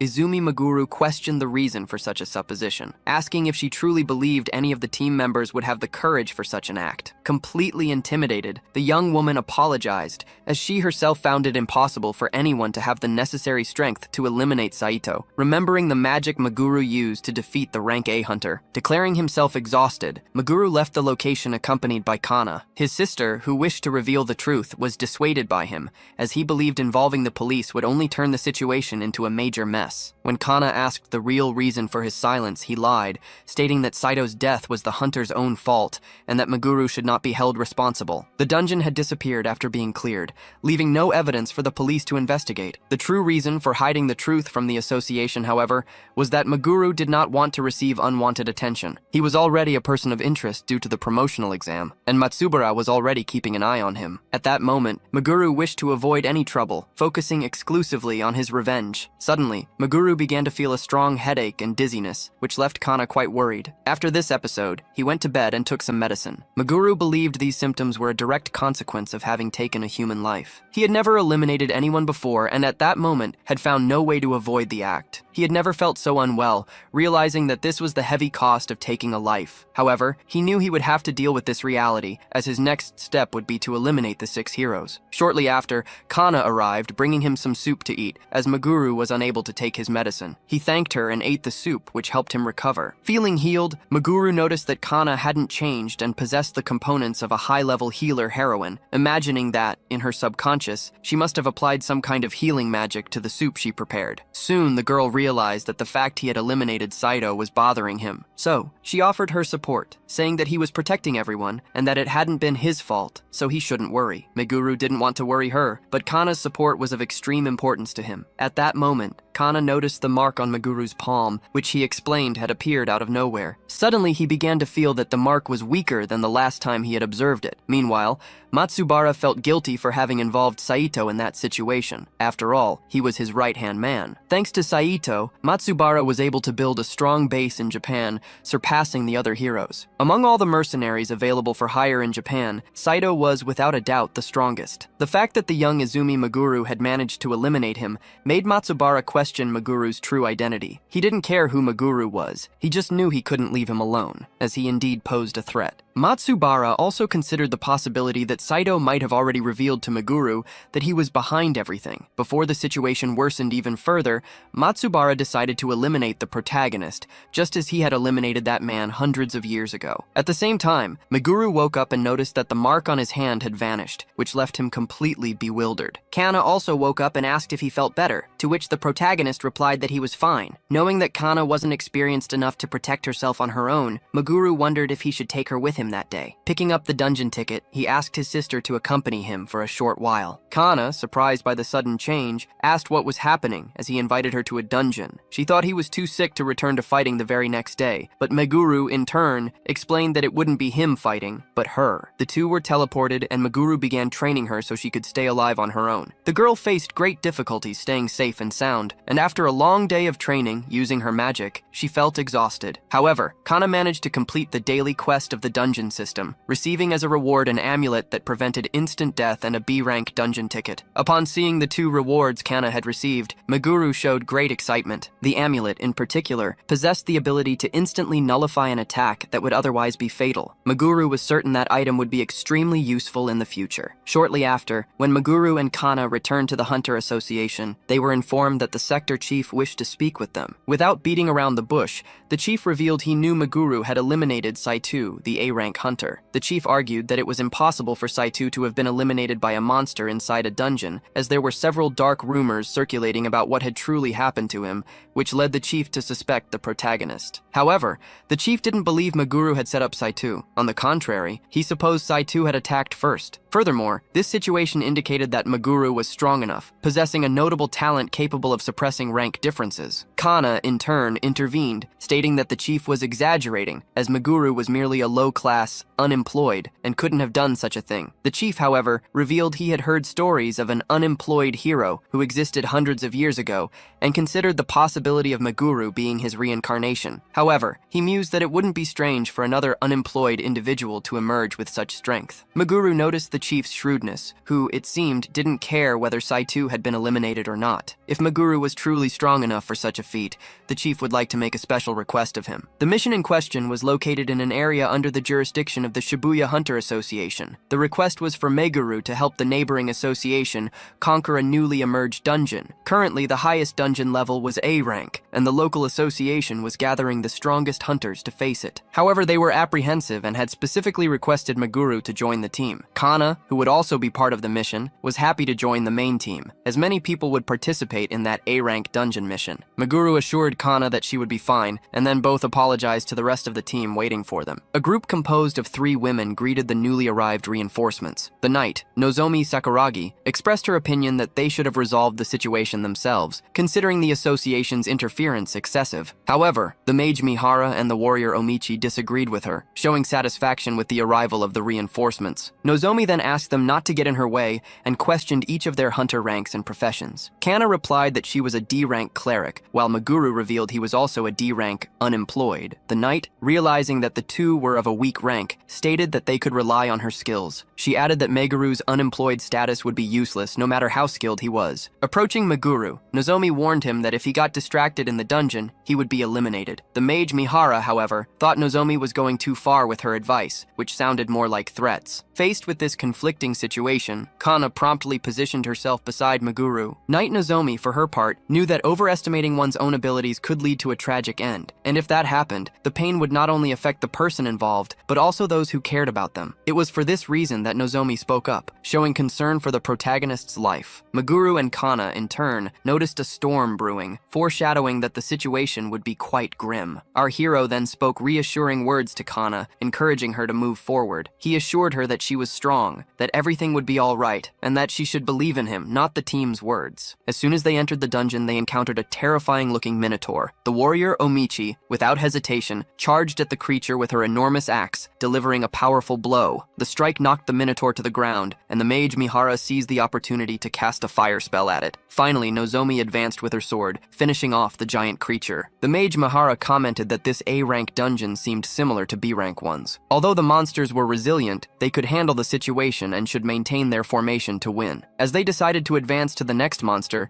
they noticed that the weak reinforcements, Meguru and Kana, had followed them this far. The girls immediately sent Meguru and Kana to the back as several minotaurs began to appear, making the situation dangerous. Even the experienced hunters began to retreat, startled by the overwhelming number of minotaurs. The pink-haired girl, Nozomi, thought they couldn't handle it. However, Meguru and his sister Kana began to prepare for the fight. The protagonist delivered a kick followed by a precise sword sword slash against one of the minotaurs, winning the combat in an instant. The other group members, who had not expected such performance from the reinforcements, were visibly impressed. Nozomi, who had previously considered him weak, was even more impressed and couldn't understand what had just happened. The mage Mahara warned Nozomi that something was coming from behind her, and the knight was almost hit by the attack of two minotaurs. However, a magic shield appeared beneath her, saving her from an imminent attack. It was magic conjured by Meguru. After being saved and emerging unharmed, Nozomi finally noticed Meguru's true strength. The knight then apologized for what she had said earlier, admitting she had misjudged the two because of their profession and rank. Kana, however, didn't truly care about the apologies, as, in her view, being a hunter meant constantly oscillating between life and death. To Meguru, Nozomi's attempt to keep them away had been done out of kindness. Nozomi became visibly shy upon hearing about her kindness, as it had been years since she had been praised by anyone. The team, now more united, decided to continue, staying alert to their rear and working together to exit the dungeon. 2 hours later, with Kana's buffs, Knight Nozomi became even stronger and managed to defeat several monsters. Nozomi, observing them, began to wonder who they really were and what kind of relationship the two shared. The group had fought for a considerable time, and to everyone's surprise, had not yet reached the final boss room, which they found extremely strange. They began to suspect that the Dungeon of Renunciation operated in a peculiarly complicated way. Nozomi, the knight, pondered that perhaps the difficulty was due to it being their first time facing an A-rank dungeon. However, the protagonist, Meguru, pointed to a mark he himself had carved into the wall, a method to prevent them from getting lost. It was then that everyone understood. They were walking in circles, repeatedly passing through the same places. Meguru found that strange, as he hadn't noticed any branching paths. Quickly, he understood the situation and decided he would try to resolve it. As he placed his hand on the wall, Meguru felt a subtle vibration and discovered a secret passage. Nozomi, surprised, asked how he had discovered that hidden path, as no one else had noticed it. Meguru explained that many higher-ranked dungeons possessed this kind of trick. It was a type of barrier that couldn't be crossed without knowing the solution to the enigma. It wouldn't be possible to reach the final boss until the riddle was solved. His companions questioned him, curious about how he knew so much, given that this was his first dungeon. He replied that it was obvious, as he had suffered greatly while navigating similar dungeons in his past life. This experience allowed him to develop a refined detection technique, using his mana to perceive which parts of the walls were hollow. To the group, he simply said that he had read about it in a book, a long time ago. Nozomi then stated that she would stay at the vanguard, in charge of defense against the boss. Hikari, in turn, would remain at the rear, protecting Kana. Although an A-level boss was certainly stronger than the group expected, Meguru already had a plan in mind. The knight asked if he was all right, and upon receiving a yes as a response, they entered the dungeon ready for the fight. Suddenly, they encountered an enormous, furious, bearded minotaur. The creature immediately launched an attack with its giant axe, which the protagonist narrowly dodged. Meguru realized that the enemy was much stronger than he had imagined, and instructed Nozomi to wait before attacking. Nozomi, however, raised her shield and attempted to defend against the minotaur's attack, but the blow was so powerful that her defense shattered. With her shield broken, she took the full impact of the strike and was thrown backward. The other girls were in shock, as they had never witnessed an attack that Nozomi couldn't block with her shield. A knight's defense, no matter how robust, couldn't compare to that of a specialized tank. Even as a strong knight, she was facing an A-rank boss in close combat, an extremely dangerous situation. Our protagonist, Meguru, ordered Sakura to evacuate Nozomi, as the knight was severely wounded. He asked his sister, Kana, to heal the injured girl while he dealt with the dungeon boss himself. Advancing towards the furious armored bull, which promptly hurled its weapon at him, Meguru dodged again, realizing that those attacks could be instantly fatal. The situation was complicated, with the girls in danger, and he knew he would have to give his all to endure the fight. However, if he found an opening, no matter how brief, he would seize it without hesitation. The moment the boss raised its arm to strike, Meguru found the opening he needed. He conjured ice magic, striking the ground forcefully. Frozen spikes emerged, hitting and damaging the Minotaur. The Minotaur, though wounded, remained standing. The protagonist noticed that despite its immense strength, its defense seemed to be a weak point. With an agile leap, Meguru dodged a brutal blow and, seizing the moment, climbed onto the Minotaur's weapon, running swiftly across it. After a quick sprint, he jumped, reaching the height of the dungeon boss's head. The Minotaur tried to retaliate, but in doing so, it was actually creating its own opening. opening. Meguru knew that as long as he possessed the amulet that prevented instant death, he would be safe from a fatal blow. Declaring it the final strike, he wielded Saitu's sword and delivered a devastating top-to-bottom slash. The Minotaur was struck across its entire body. Meguru felt a wave of relief, happy to have won, even if by such a narrow margin. To his astonishment, however, the creature was still alive, its eyes now burning red with hatred. Our hero could hardly believe the Minotaur was still standing. The boss charged towards him. Charging at high speed, imbued with hatred, Meguru felt he couldn't withstand another attack from the enemy. The Minotaur slammed its axe into the ground in a fury. Izumi, observing, was certain the creature was severely damaged. Meguru mused that he wouldn't suffer a scratch if he could engage in a battle of attrition. The moment the creature delivered an overwhelming blow, he dodged, lowering his body. Seeing the creature's giant weapon before him, he wondered if it would be possible to perform combo attacks. First, he realized he could dodge the Minotaur's giant weapon attack. Then, seeing the blow up close, he thought it might be his end. After the Minotaur's deafening roar as it hurled its flaming axe, the protagonist felt an overwhelming fear. However, Kana appeared to save him, bravely placing herself in front of him. Desperate, Meguru ordered her to get out of the way, but then the hero understood something crucial. He saw her get hit, and immediately afterward, the amulet that prevented instant death activated, saving her. The moment he understood Kana's strategy, Meguru grabbed the sacred sword and didn't miss the chance to deliver the final blow. As expected from an A-rank dungeon,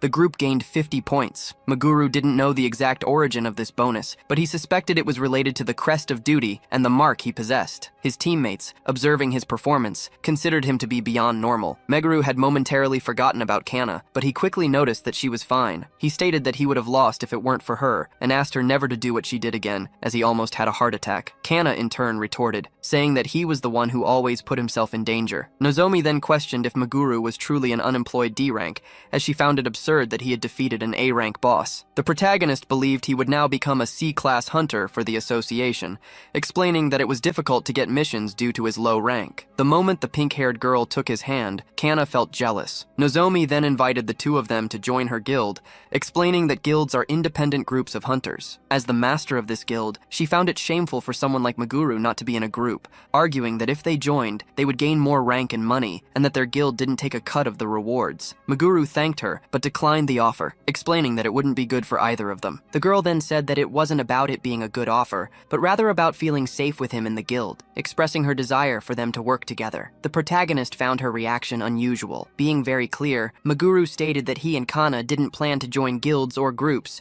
explaining that even if the offer was good, being in a guild restricted where and what he could do. Seeing that he held this belief, the guildmaster decided not to try and convince him. She stated that everyone would have died if it weren't for him, and decided to thank him, proposing that just the two of them meet the next day. Nozomi was very happy when Meguru accepted her proposal. At her request, the protagonist explained that Kana was just a normal member of his party, as he couldn't say she was his reincarnated sister, and thus had to lie. Nozomi became even happier with the answer, and was clearly flirting with him. Suddenly, another purple portal appeared, surprising everyone. After finishing the dungeon, they went home. Meguru announced he was leaving, which irritated Kana, as she seemed to be in love with him. Even more so after he said he cared about her, Kana was angry that he was going out with Nozomi. So, the protagonist went to the subway and met the pink-haired girl. Meguru made Nozomi wait for almost an hour, but she said she had only been there for 5 minutes. The two went to a restaurant to eat pasta and have a romantic moment. During dinner, Nozomi asked what Meguru did on his days off. He replied that he just rested a lot until the next missions. She quickly understood that the protagonist didn't have a girlfriend, and was very happy when she heard Meguru say that he truly wasn't with anyone. She then tried to hide her excitement, and Meguru didn't understand her agitation. In response, he asked what she did in her free time. She said she also used her free time to rest properly. The protagonist was surprised, as younger people like her usually went out. Nozomi explained that she wanted to become stronger, as she remembered what he had said about overestimating herself. She stated that it had happened to her before, and she had come close to a tragedy in her life because, by trusting herself too much, she lost her best friend. She never wanted to experience anything like that again in her life. That's why she worked so hard, and Meguru identified with what she went through,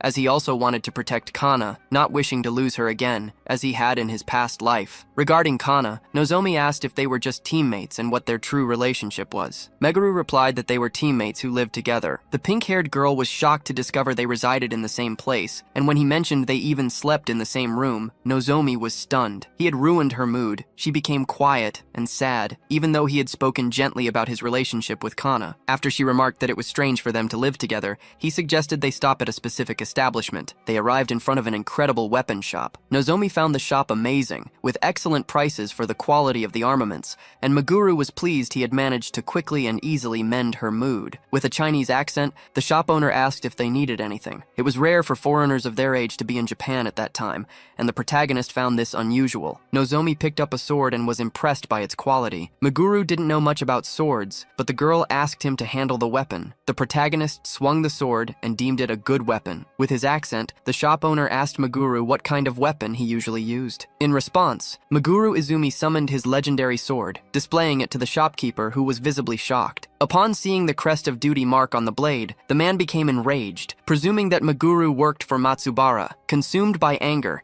he grabbed his own weapon, preparing to attack Meguru Izumi. Faced with the shopkeeper's fury and his drawn weapon, Meguru felt apprehensive. He drew his own sword, trying to explain that it was all a misunderstanding. However, the shopkeeper refused to listen and charged at Meguru. Meguru warned that he couldn't help if the attack persisted and, with agility, grabbed the man's arm. Demonstrating obvious superior strength, Meguru brought the shop attendant to the ground. He tried not to hurt him but had no alternative but to restrain him. Then, he asked exactly what was happening and why the shopkeeper had attacked him. Meguru considered that it would be a problem if Nozomi started prying into those circumstances, so he thanked her for the fun day and decided to end their outing right there. Taking the shop owner to the warehouse, Meguru reaffirmed that he did not work for Matsubara. If he did, the shopkeeper would already be dead by now. Therefore, he decided to ask the attendant why he had thought Meguru worked for Matsubara. The man replied that the symbol on the sword, the raven's crest, was present on all the ex-hero's weapons. This symbol, he explained, carried part of the dungeon master's power. Meguru then understood that Matsubara had enchanted the sword he now used. Meguru stated that he had obtained that sword after defeating a man who worked for Matsubara. This revelation shocked the shopkeeper, who finally believed Meguru. Now that his questions had been answered, Meguru cornered the man to reveal what he knew about Matsubara. The shopkeeper disclosed that he had been investigating Matsubara for the past 5 years, with the intention of eliminating him. The shop attendant described Matsubara as a monster who had become a dungeon master 100 years ago. He would release monsters at any time, causing swarms in the city. In this way, no one, not even the government, could oppose him. Meguru knew that dungeon masters had access to 4 special powers granted by the government. Matsubara used these powers to create new dungeons and ensure his eternal youth. Furthermore, they could completely control their own dungeons and became much stronger through S-rank dungeon blessings. Meguru declared that Matsubara would not escape using his malevolent power. The shopkeeper believed that Matsubara viewed people merely as tools to satisfy his desires. He had introduced many taxes solely to line his own pockets, turning citizens into paupers on the brink of total starvation. However, any sign of discontent was severely punished by the ex-hero. The shopkeeper asked if Meguru Izumi knew about the Party of Happiness. Meguru replied that he did not, but he had a premonition that the name did not match its true meaning. The shopkeeper confirmed that the name could not be worse, as it referred to a group of women forced to serve the tyrant. Although officially they only entertained him and gave massages, it was an open secret that they also performed malicious favors. His own daughter had been taken to be part of the Party of Happiness. His wife was also taken when she resisted and ended up being eliminated. That was why the shopkeeper felt such rage and swore to eliminate Matsubara, coming to Japan for that very purpose. The shop owner stated that it was impossible to eliminate the ex-hero inside his own dungeon. However, knowing that Matsubara frequently visited Japan and was in the country at that moment, the shopkeeper had come to find him. Now, Meguru understood why the shopkeeper was on the verge of a breakdown. The shopkeeper apologized for attacking him, as he had genuinely believed Meguru worked for the tyrant. Meguru accepted the apology, but asserted that the shopkeeper would never be able to eliminate the villain that way. Consumed by renewed anger, the shopkeeper lunged at Meguru, claiming he knew nothing. Catching the man's punch, Meguru affirmed that he empathized with him, but warned him about the difference in strength between them and the enemy. Furthermore, it would be he, Meguru, who would obliterate the ex-hero, not the shopkeeper. At that moment,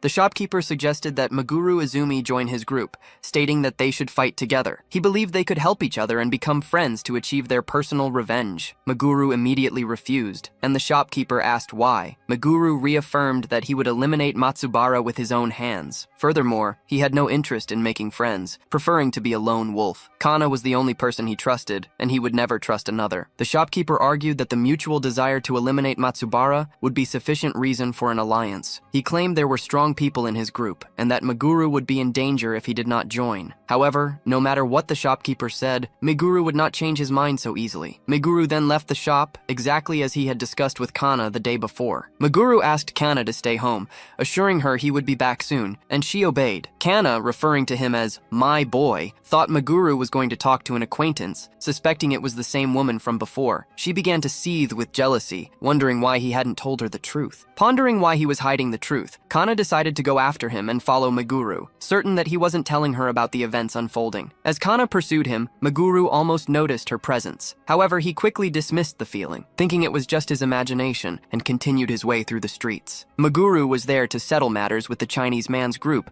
as they had decided to fight for the right to eliminate Matsubara. A group of people in military attire and grim expressions watched Meguru. Members of the group had heard he didn't intend to join them and wanted to confirm it. Meguru clearly stated that he did not want to be part of the group. Seeing no other option, the group began to attack him. One of the men, dressed in military uniform, threw a punch, which Meguru blocked with his arm. He felt the attacker was powerful but hesitant, and quickly delivered a punch to his stomach. He used the momentum to knock him to the ground, deciding to take advantage of the opponent's weak point. The Chinese man, leader of the group, thought they couldn't let him leave alive, even if he was so strong. Meguru noticed the entire group's lack of combat experience. Seeing that was all they had to offer, he found the combat ridiculously easy. He delivered a sequence of blows, knocking everyone down at once. He noted that the group's desire to eliminate Matsubara would be impossible to achieve. The military men kept getting up and trying to fight Meguru, but they couldn't land a hit. The hero delivered a powerful punch against one of them, asking if they weren't tired of getting beaten yet. Their boss declared that the fight had come to an end, as they couldn't take any more. The bald boss praised Izumi, saying he was incredibly skilled for his age and congratulated him. As promised, all the information they had gathered about Matsubara would be his. They handed him a document, and Kana, hidden behind the door, saw everything. She wondered what they were talking about and was relieved it wasn't a meeting with Nozomi. Meguru was then leaving the warehouse when he ran into Kana. He asked why she was there, and Kana, embarrassed, apologized for having followed him out of curiosity. Meguru hoped she hadn't heard the main part of the conversation. Kana then took his hand and asked what else he was hiding from her at that moment. She also asked why he wanted to get revenge on the former hero Matsubara so badly. Meguru knew that if he answered, he would have to explain how he and Kana were connected, which could trigger her memory of horrible things from the past. He stated that he couldn't tell her, and Kana questioned why. She said he was acting strange and hiding things from her. All of this led her to lose trust in Meguru, and she wanted to be alone. Pulling away from him and running, she told him to stay away. Matsubara, in turn, reflected on Meguru, the unemployed man who refused the organization and eliminated Saito. He felt a lot of anger towards Meguru and found his actions unforgivable. Therefore, he wanted to meet him in person as soon as possible. However, a direct action would attract too much attention. In such moments, he needed to use his head and noticed the presence of a girl on the street. He decided to use Akasaka Kana to lure Meguru into a convenient situation. In any case, Matsubara realized that this girl really looked like Meguru's sister. The former hero found Meguru's profession incomprehensible. After all, Meguru possessed nothing, but he was intelligent and had a mysterious sense of justice. It didn't matter, as this wouldn't hinder his path, and he would eliminate Izumi as quickly as possible, just as he had done with Akabane, Meguru, and his sister hundreds of years ago. Meanwhile, Kana reflected, thinking she had been too harsh with Meguru and hated when he hid things from her. But Akasaka Kana didn't want to fight with him and remain in this situation. She tried to understand why he had said he couldn't tell her the secret, even though he wanted to. She considered the possibility that Meguru had a very good reason to keep this secret from her, and since she was the one who followed him there, she wasn't in a position to complain about it. First, she wanted to make amends and keep a cool head. She sent him a text message on his phone, apologizing for her actions. It was at that moment that someone stopped and spoke to her in the square. Matsubara said he wasn't anyone suspicious and raised his arms, pretending to be friendly. Kana, with a sense of familiarity, recognized the man in front of her as one of the 6 legendary former heroes. However, the most vivid memory came next. He was the leader of the group that had attacked the protagonist. Matsubara, in turn, asked if she was Meguru's companion, claiming to know him and possess information about his past that even she shouldn't know. Curious, he inquired if Kana would be interested in such revelations. As he tried to extend his hand to her, Matsubara realized that the girl wasn't taking the bait. Kana, instead of giving in, questioned what Izumi's secret was, and Matsubara, in turn, asked if she was truly curious. Even aware of the danger the man represented, Kana felt a strong desire to hear what he had to say, trusting in the talisman she carried, capable of saving her life if something bad happened. With a wicked smile, the red-bearded man promised to tell her everything. The moment the situation became dangerous, Kana used her special item. However, the effect was insignificant. Matsubara, completely unfazed, delivered a punch to the girl. Kana fell unconscious to the ground. Matsubara then declared that he would fulfill his promise and reveal the secrets, but only after calling Izumi Meguru and resolving the pending issues between them. Finally, the red-bearded man kidnapped the reincarnated protagonist's sister. Matsubara left Kana tied up in a strange place that resembled a dungeon. The girl woke up, furious with her situation. She vociferated that nobody liked him and that they would never help him eliminate Meguru. Repeating that, the Black One is strong, Kana was treated by Matsubara like a child. He called her cutie, saying he liked her naughty side and that she should be happy because he had taken a liking to her, and once everything was over, she would become his wife. Next, he made a fair trade, taking her cell phone. When Kana started to complain, Matsubara punched the wall, ordering her to be silent. He told her to just watch, promising that she would see Izumi lamentably crushed by despair and fear. Meanwhile, the protagonist, Meguru, found it strange that Kana had not yet returned home at that hour. He expected to receive a call from her number, as he had accepted her apology. As soon as he answered, he heard the voice of a man he did not immediately recognize. The person on the other end of the line then revealed that he had the girl, stating that if Meguru wanted her back, he would have to go to the designated address. Desperate, the protagonist began to shout, asking if Kana was all right. Upon checking the sent location, he declared that he did not know who had done this, but that the responsible party would pay dearly for their actions. Our hero then affirmed that he would go to the location to obliterate this person. Arriving at the address, Meguru observed chains attempting to prevent him from passing. He then spotted Matsubara around a bonfire, who commented on his swift arrival. It was then that Meguru realized the voice he had heard on the call was familiar. In a way, he was even happier that Kana's kidnapper was Matsubara, as he already wished to eliminate the former hero anyway. He pointed his sword at Matsubara, who advised him not to be in such a hurry. Matsubara explained that Kana was inside a portal, and that if Meguru left, the entire dungeon would go with him. Upon hearing this, the protagonist lowered his weapon, indignant. He followed Matsubara into the dungeon that the villain himself had built, a place without monsters. Matsubara revealed that as soon as he wished to erase the dungeon, no trace would remain, making it a perfect place to get rid of people. Our hero concluded that Matsubara wanted to get rid of him simply for messing with him. Meguru then understood that the double dungeon in front of their house had been the work of the former hero. Holding his sword, Meguru asked if Kana was injured, and Matsubara invited him to see for himself. Thus, he opened that imposing door, revealing Kana at the center of a cross. The two met, and the protagonist told her to wait, as he would rescue her at that very moment. The former hero picked up his giant hammer and declared the start of combat. Before that, our reincarnated hero asked the reason for so much hatred. After all, he was just an unemployed rank D. Matsubara replied that the reason was the fact that Meguru reminded him of someone from his past, a certain man from 100 years ago,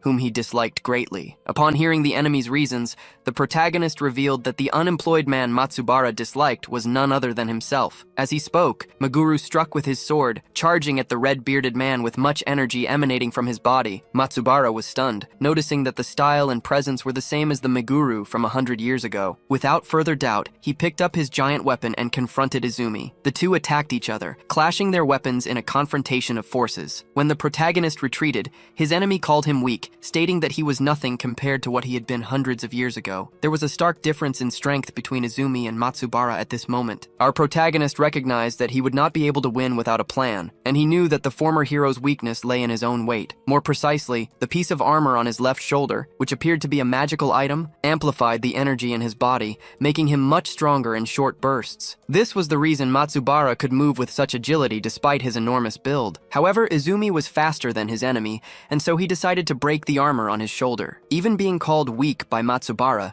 Izumi retorted that his opponent was letting his guard down, and then advanced with his sword, demonstrating his brutal speed. He passed the giant and attacked his left shoulder, cracking the armor. Matsubara, noticing Izumi's speed, attempted to deliver a hammer blow, slamming his giant weapon with full force into the ground. However, Izumi dodged and attacked from above. Positioning himself above Matsubara, he delivered a downward strike to his armor, further damaging the magical piece. Izumi then decided decided to question the brute before eliminating him for good. Knowing that Matsubara was gathering forces in Japan, he asked what the group's plans were, pointing his sword at the enemy's neck and demanding an answer. Matsubara laughed, finding it strange that Izumi didn't know the reason. He explained that Japan was a special place because of the sky dungeon that had disappeared 100 years ago. Even after using a portion of an incredible power to grant wishes, a lot of energy remained. Matsubara believed this energy should have been Izumi's reward, but after a long time, it had crystallized and was now hidden somewhere in Japan. If he could get his hands on this crystal, Matsubara would become much stronger than he already was, stating that he wasn't satisfied with just China under his control. He wanted the crystal to become superior to the other heroes, no matter how, so that the entire world would be his. However, the other heroes were also planning the same thing, and the moment the crystal was found, each of them would emerge from their hiding places to claim it. That's why Matsubara was gathering his forces. Izumi admitted that the enemy's motives were typical of him, but he considered the plan utterly worthless and advised Matsubara to give up on that dream, as it would never come true. Next, Izumi unleashed a sword attack, brimming with hatred and energy, intending to eliminate the brute, aiming a slash at his neck. Matsubara showed fear at first, but then claimed to have intercepted Izumi's attack, grabbing his sword and revealing that the armor on his left shoulder was not his weak point. He delivered a powerful punch to Izumi's stomach, sending him flying. As Izumi felt the pain of the blow, Kana screamed, fearing that Meguru, Izumi, would die. Matsubara, the former hero, said he had lived for a long time and compensated for his heavy muscles thanks to his armor, but now he no longer needed it to balance his weight. Removing his armor,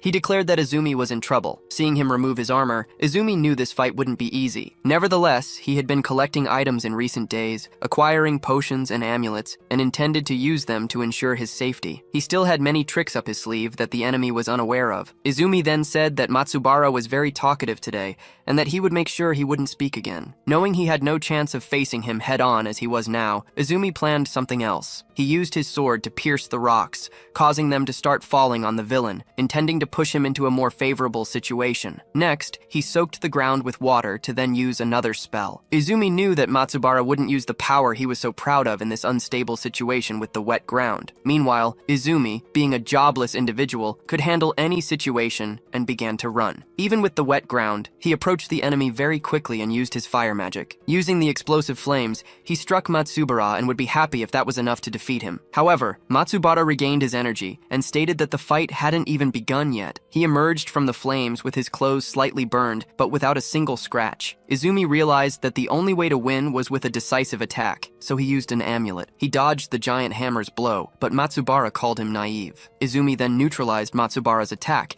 using a magical barrier originating from the talisman. After blocking the blow, he grabbed his sacred sword and delivered a slash that made Matsubara fall. This being the last of his tricks, Izumi noted that it had worked in bringing down the enemy. Matsubara, still alive, declared that he hadn't even felt the pain of these attacks, which left Izumi a little worried. The enemy, Matsubara, scoffed, claiming that Meguru was only using cheap tricks and didn't possess enough strength to defeat him. With disdain, he added that this was all jobless class trash could do. Matsubara then observed the surroundings, noticing the mess the young hero had caused in his dungeon. At that instant, Matsubara himself, the former hero who now opposed Meguru, tidied up the dungeon with a simple magical gesture. Meguru was visibly surprised, to which the villain replied with a smug smile that this dungeon was his, and he controlled it completely. Without delay, Matsubara conjured a horde of monsters and a powerful spell, questioning if the hero would be equally surprised by what came next. Seeing various gargoyles and demons advancing towards him, Izumi promptly conjured fire magic to protect himself, beginning to attack the enemies with his flames. However, he was surprised by Matsubara's sudden presence behind him, who attacked him with his giant weapon. The brutal impact sent our protagonist flying through the air. The disparity in their attributes was so overwhelming that it left our hero without hope of victory. His mind, clouded by the impact, felt powerless before his greatest enemy, unable to react. What had happened hundreds of years ago seemed to be repeating itself at that very moment, plunging him into despair. A traumatic scene, the memory of his own death and that of his sister, haunted him. At this critical moment, a purple mark appeared on his hand, revealing the ability to consume the power of the crest. He discovered he could use the power of the crest of duty for only 30 seconds, but that didn't matter to him at that moment. Without hesitation, Meguru Izumi accepted the system's proposal, knowing that through it, he would become stronger. Immediately after his acceptance, his attack attack and speed stats soared to over 500. Thus, the moment the demons tried to attack him, he quickly prepared, unleashing a devastating slash that eliminated several monsters at once. Meguru felt an explosion of power coursing through his veins,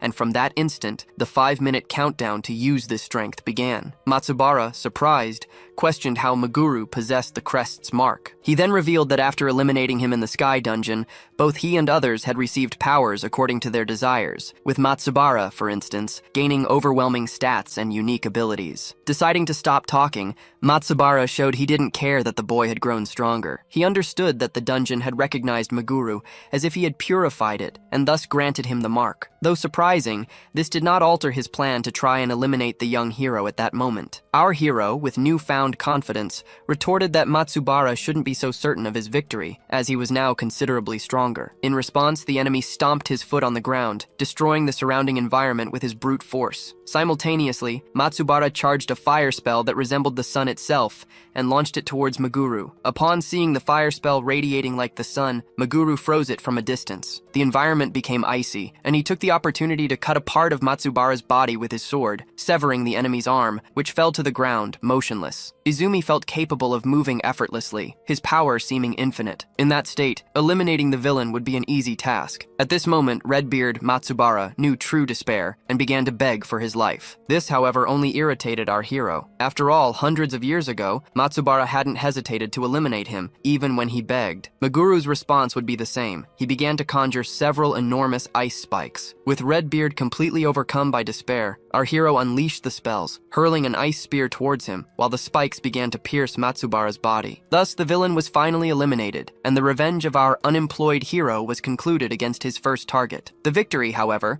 was surprisingly disappointing, as the fight proved easier than Meguru had expected. The crest of power was replenished, and the power of duty expired, causing his stats to return to normal. Now, the mark on his hand had grown, and he understood that the power of duty was what he had gained by eliminating Saito. Meguru pondered that this mark might have some relation to the act of eliminating people. However, there was something more important to do: rescue his sister, Kana. Meguru ran desperately to her, removing her shackles. The girl, happy and relieved, embraced him. Kana, in turn, expressed her joy at being alive and apologized for having caused him trouble. Our protagonist reassured her, stating that she didn't need to worry, as she was his reason for living. Upon hearing this, the girl was stunned. Seeing that she wouldn't comprehend the depth of his words at that moment, Meguru changed the subject, deciding they should leave immediately. It was then that he realized there was no exit, and the ground began to tremble abruptly. The dungeon, created by Matsubara, was collapsing now that its master had been unlived. The situation was critical, as the entrance was very far from there. Meguru realized his mistake, fearing they would be buried alive, until an idea occurred to him. If the dungeon had been made with Matsubara's power, he could use the villain's sword. Activating the mark on his body, Meguru decided to employ the villain's own mana to get out of there alive. After all, mana was the soul of all dungeons and magic, and he set out to analyze the mana of that particular dungeon. As he observed the structure of the place and the mana that composed it,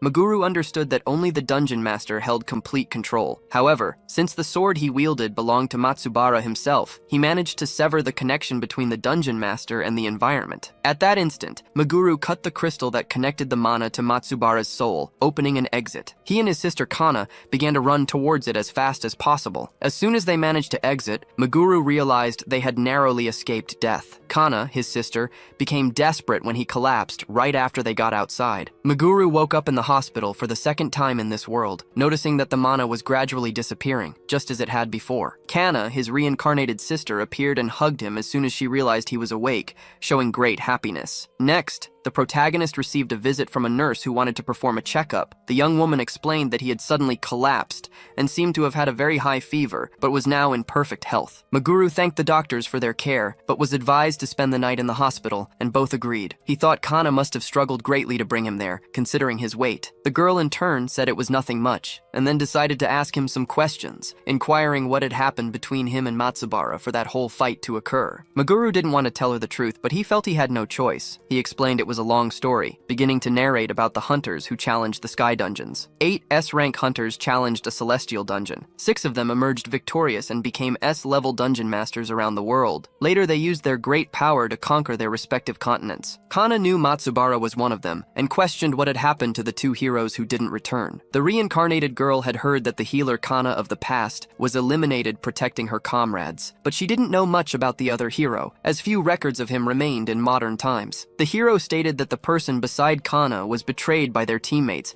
revealing that Matsubara and the other heroes eliminated both of them. The girl was stunned. Just as he was about to reveal that the last person was also named Meguru, he was interrupted by the appearance of Nozomi, who was shouting his name. Worried, she had rushed to the hospital as fast as possible upon learning he had collapsed and asked if he was all right. Our protagonist asked who had told her, and the girl said the association informed them. Then, he remembered that the hospital reported any records of hunters there to the association. He thanked her for coming so suddenly to check on his health. Kana grew jealous seeing the situation unfold before her, accusing him of being foolishly in love with the girl and showing her displeasure. Meguru told her that he had to protect Kana and couldn't have died before doing so. Kana then realized that he truly loved her. At that moment, the 2 girls looked at each other with conflicting gazes, a rivalry for the man. Our protagonist didn't understand what was wrong with them to suddenly hate each other. He felt he couldn't continue talking about the dark past at that moment, as it wasn't the right time. His revenge was only just beginning. For now, he would put it aside. He wanted to spend the rest of his days surrounded by love. The girls then left, leaving the protagonist alone in the hospital. Everything suddenly became so quiet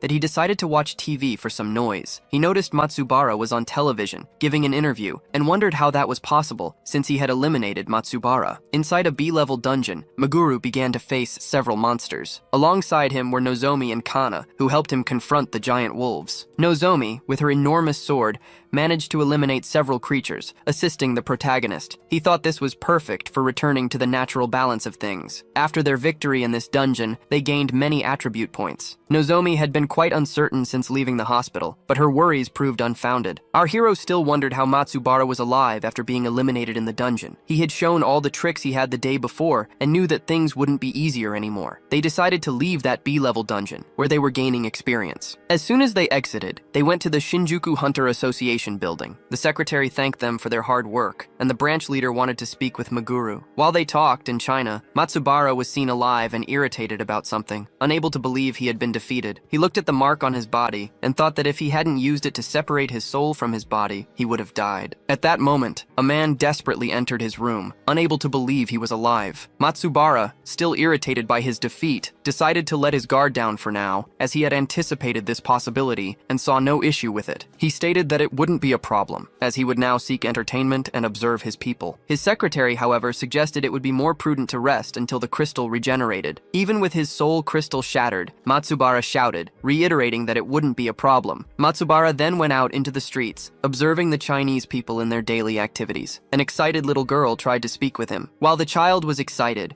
her mother quickly asked her daughter not to be rude. In a completely brutal manner, Matsubara kicked the child, who fainted, leaving her mother in despair. Shortly after, he headed to a nightlife establishment, but couldn't find any excitement there, stating that if Meguru hadn't returned to life, none of this would be happening. Suddenly, something caught everyone's attention in the nightclub. It was the arrival of a fat man who, without hesitation, strangled Matsubara's secretary and a little girl. The girl was the heroine Futaba Mizuho, who had found Matsubara's real body, and the fat man was the summoning hero Hidaka Asehi. Both were immediately recognized by Matsubara, the red-bearded one. Futaba stated that it had been 70 years since they last met, and criticized the weak security of the place, saying that Matsubara was underestimating them. Matsubara, in turn, asked what they wanted and why they had invaded his territory. The heroine revealed that he never imagined 2 of the 6 heroes would become so strong, and that targeting the weakest among them made perfect sense to them at that moment. Hidaka Asehi then summoned skeletons from a portal, which immediately began to attack Matsubara. The chubby man with glasses, Hidaka, provoked,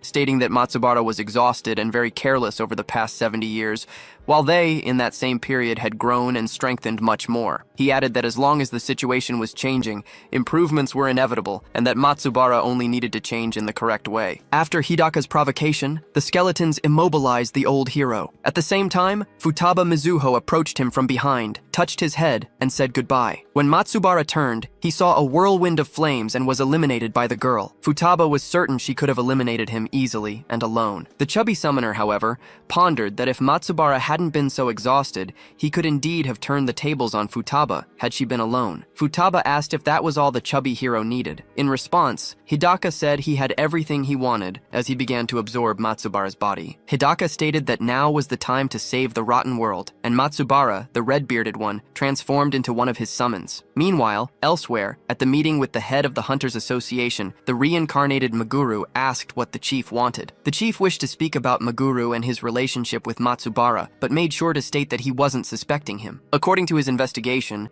the 6 heroes possessed the same crest that granted special abilities. There was a wide variety in these abilities, but the only way for Matsubara, the red-bearded one, to be alive now was because of it. When he fought someone stronger, he always fled thanks to the power of this mark. Meguru thought this made the explanation shorter and began to tell the chief everything. After hearing everything, the chief concluded that Meguru was stronger than he had imagined, especially for having defeated Matsubara. He explained that the tyranny of the old heroes was extreme, and fortunately, Japan had not yet been conquered. However, as long as they existed, the world could easily end up living a nightmare. Therefore, the head of the association wanted to establish true peace in the world. He extended his hand to Meguru and proposed that they work together. In Japan's current circumstances, there was nothing to fear except occasional monsters, and this peace was attributed to the power and influence of the 6 heroes. The chief questioned what made Japan so special above any other country. He explained that it was a special country for the heroes, as it was their homeland and where the Sky Dungeon had appeared. 100 years ago, this dungeon was conquered by 8 people, including the heroes. After the dungeon's collapse,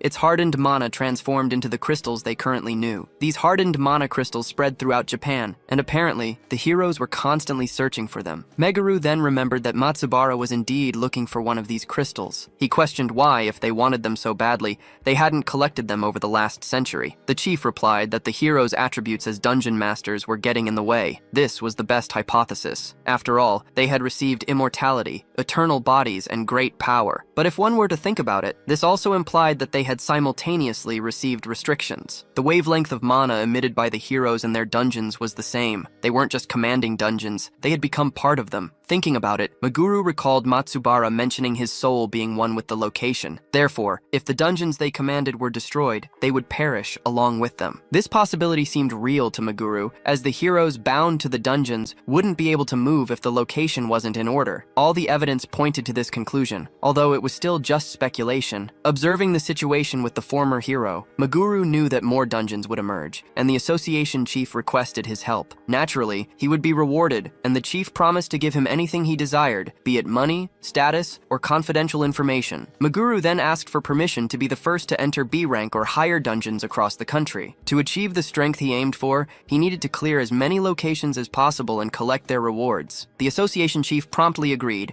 expressing great anticipation for the fruits of this new partnership. The protagonist then asked the chief not to reveal anything to Kana, even if they worked together. He felt that this time, it would be easier to protect her if she were closer to him, as he couldn't do everything he wanted if she wasn't by his side constantly. Furthermore, he needed to think about how to protect her while fighting the remaining heroes. The chief, however, pondered that only 2 people would be insufficient to face 6 heroes, suggesting that Meguru join other powerful hunters. Meguru, who hadn't considered such a possibility, revealed that he had a specific person in mind for his team. That person was Nozomi. Nozomi was happy to be called, but imposed a condition. She wanted Hikari and Sakura to join as well. Breaking her expectations, Meguru made it clear that he only wanted her presence, without the others. The reason was his certainty that the 2 would perish if they joined the team, as Nozomi was by far the strongest among them, and the others would only hinder them. The best he could expect from them would be a sacrifice to keep Kana safe, a prospect he was unwilling to accept, as he didn't want to invite someone to the group knowing that person would die. Nozomi, in turn, refused the proposal, arguing that it would be a betrayal of her 2 companions. Although she very much wanted to help Meguru, she would never betray her friends. Upset, she stood up and called Hikari and Sakura to leave. At that moment, Sakura intervened, addressing Izumi Meguru with a proposal. Wanting to support Nozomi, they knew they couldn't keep up with her level. Even so, they had been best friends and hunters in the same group for years, and therefore couldn't separate. They then asked for a chance to prove their usefulness, stating stating that if they failed, they would disband the group with Nozomi. Nozomi heard all of this and said that they couldn't decide on their own. The girls then confronted Nozomi, and the protagonist, observing their determination, accepted the proposal. Seeing that they were willing to go so far, he would give them this chance. They headed to an abandoned warehouse where Meguru ensured no one would disturb them. There, he challenged them to attack him simultaneously on the condition that he wouldn't take a single step. If they forced him to move, he would accept them onto his team. The two agreed, and Hikari charged forward with everything she had, preparing a strike. However, as she approached for the attack, she hesitated, fearing she might hurt him. Meguru, noticing her hesitation, assured them that they didn't need to hold back just because he was unarmed. He instructed them to try and take him down for real. Hikari then charged forward with all her might, attacking from top to bottom with her weapon,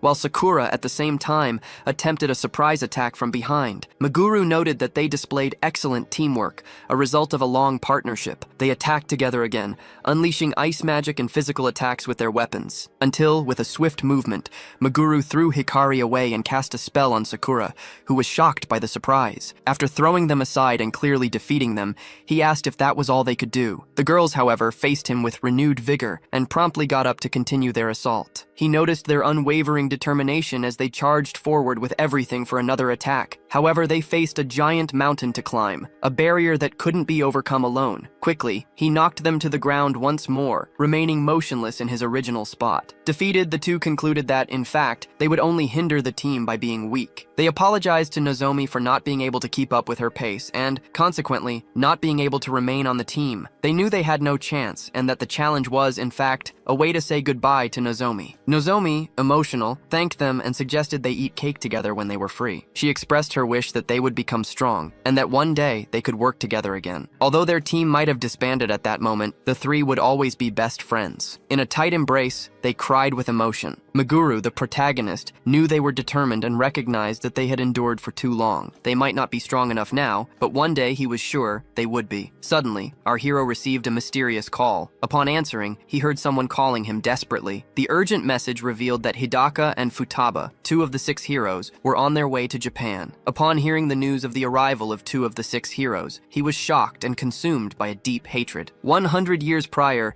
inside the dungeon in the sky, after the demise of the original protagonist and his sister, Matsubara was furious. They had cleared the last dungeon, but their wishes were not granted. Opening the system window, which explained about the crystal to be collected, he learned that by collapsing the dungeon, they could obtain the crystal by collecting its fragments scattered across Japan. Any wish would be granted upon obtaining the crystal, and they would become dungeon masters. The first dungeon they reached would be under their control, and they would gain eternal life. Furthermore, they would receive the crest mark, elevated attributes, and a unique skill. However, if they didn't control a dungeon within the next 72 hours, they would perish. Matsubara, the chubby one, understood that only one of them would have their wish granted upon obtaining the final crystal, which meant the heroes would become enemies from that moment on. Shirashi Hokuto, the hero knight, found the situation interesting, while the hero Tsurumi Yakumo, the archer, noticed there were more additional explanations. The fragments were hardened dungeon mana and had spread across the country, detectable from a distance by their mana signature. The hero mage Kawasaki Masato thought the system was providing too much information. Futaba, for her part, realized she couldn't even take a picture of the information to remember it later. Matsubara didn't want to read everything, only understanding the part about him being the sole collector of the crystal. He thought he could take all the time he wanted in the search, as long as he eliminated the others first. Without bothering to read the full text, he left for China, thinking it would be the best option due to its proximity to Japan. Tsurumi, however, didn't think China offered advantageous terrain, and considered it foolish for Matsubara to leave without reading the text. After reading everything, the others understood that only one of them could become a god in the new world, and those who did not become an entity would be eliminated. Judging by the description of the crystal fragments, they couldn't be gathered overnight. Ultimately, the knight Shirashi understood that they would have to face each other until one of them was eliminated, no matter where they established their bases, as the fight would be inevitable. Tsurumi knew the situation would only be different if someone gathered the crystal fragments very quickly. Hidaka couldn't think of any way to gather multiple fragments at once, until he had an idea and, for some reason, thought of Futaba. Hidaka then formed a partnership with her, saying they wouldn't need to fight until only the 2 of them remained. He pleaded with her to stop wasting time taking photos, but the girl replied that it wasn't a waste. She explained that she had a great plan to gather the crystal fragments and needed time for it. Futaba told him to do everything everything himself, and he asked her to be less irrational. The girl insisted that she only wanted to take her photos, and that he should accept her request. Then, she cast a spell on him that made Hidaka obey her, asking only that she be brief with the photos. Internally, he knew that the price for Futaba's help was high, but he was willing to deal with it. He couldn't harm her, and furthermore, he had to obey all her requirements, which would be enforced if he ever tried to break the agreement. Returning to the present, our hero reacted in shock upon learning of the arrival of these two heroes. He would receive more details soon, but Hidaka and Futaba were now a higher priority than Matsubara. All that changed was the order in which our protagonist would eliminate the heroes. Furthermore, the boss ordered him to come to the association immediately, as he had something to give him. Arriving at the Hunters Association branch, the trio followed the boss to a room, entering a warehouse to receive their gift. The boss stated that, due to the heroes' strength, they needed good weapons to fight them, showing all the weapons in the warehouse and asserting that they were free to take whichever they desired. Our hero picked up a large sword with a blue blade, and the boss had expected this from him. This sword was worth about 20 million on the market and was the most expensive item they possessed there. Meguru stated that the sword was good, but it would soon cease to be enough for him. Therefore, he thought it better to stick with Saito's weapon and asked if that was the best they could offer. The boss replied that, for now, it was, and that they needed special materials to strengthen these weapons. Soon, Meguru could have better weapons, provided he brought the necessary materials. A massive amount of mana was present in the dungeons, and the Philosopher's Stone could be useful for fortifying weapons. Our protagonist was unaware of this function of the Philosopher's Stone. His boss said that with an A-level stone, they could improve weapons for all three of them. Meguru thought he could handle it, but he wished Kana and Nozomi had good weapons. Ultimately, he understood that they only needed to acquire a Philosopher's Stone to reach the pinnacle of weaponry, although it was naturally difficult for a rank A dungeon to appear out of nowhere. He had no idea when he would get the chance to find a rank A dungeon, but his boss revealed that dungeons of that level had recently been discovered in central Tokyo. Upon hearing that one had appeared the day before, the protagonist questioned what had emerged in Shibuya. No one knew the exact reason, but dragon veins had been active recently, and this seemed to be the cause behind these phenomena. Sometime later on the subway, Nozomi told them about her search for Futaba Mizuho. She discovered that Futaba was deeply involved in something, having forced all her people to follow her and like her Instagram posts. Those who forgot to interact with her content were punished, as were women and men considered more attractive than her. Despite this, Futaba freely distributed the profits from oil fields, which made her quite popular, and she seemed dedicated to cultivating likes on her social media. Meanwhile, Nichitaka Asahi seemed to have recently been put in charge of political purges, being the type of man who never spoke about political matters. At worst, they should let things happen, as he couldn't simply bother them. As for the reincarnated Meguru, Kana believed Matsubara was the only one who knew the truth. She asked if our hero knew these people, and he replied that he hadn't seen them in 100 years. When questioned about what kind of people they were, the protagonist was never able to say. He decided to hide from the girl that she was the reincarnated Kana from the past,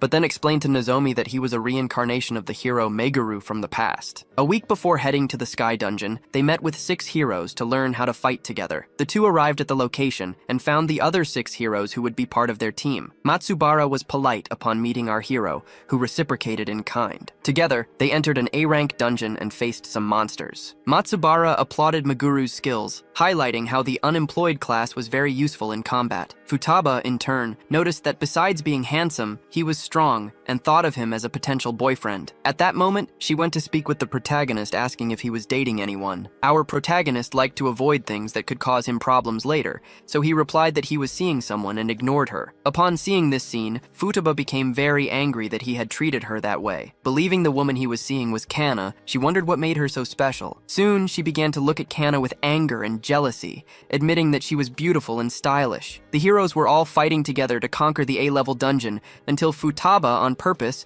pushed the healer Kana, knocking her to the ground. She apologized afterward, and the chubby man helped her up. However, he soon began placing his hand on inappropriate parts of the girl. Meguru saw and stopped him, angrily questioning what he was doing and glaring fiercely at the chubby man with glasses. Matsubara, seeing a potential fight, asked everyone to stand side by side, without quarreling. Kana asked him to calm down, as she was fine, and the protagonist promised not to stay away from her again. Meguru didn't want to give the details, but said that heroes had always been true to their desires. He felt he couldn't judge them, considering he was seeking revenge, which was not a noble pursuit. Upon arriving at central Tokyo, in the A-level A-level dungeon, the trio noticed that the monsters had already been defeated. Imagining someone had arrived there before them, they noticed an open door. As soon as Meguru opened the door, he saw a giant scorpion with lightning around its body. He also noticed the presence of Futaba and Hidaka, wondering how they had gotten there. Futaba and Hidaka didn't recognize our hero, and he remembered that they wouldn't, as his appearance had changed after his reincarnation. Furthermore,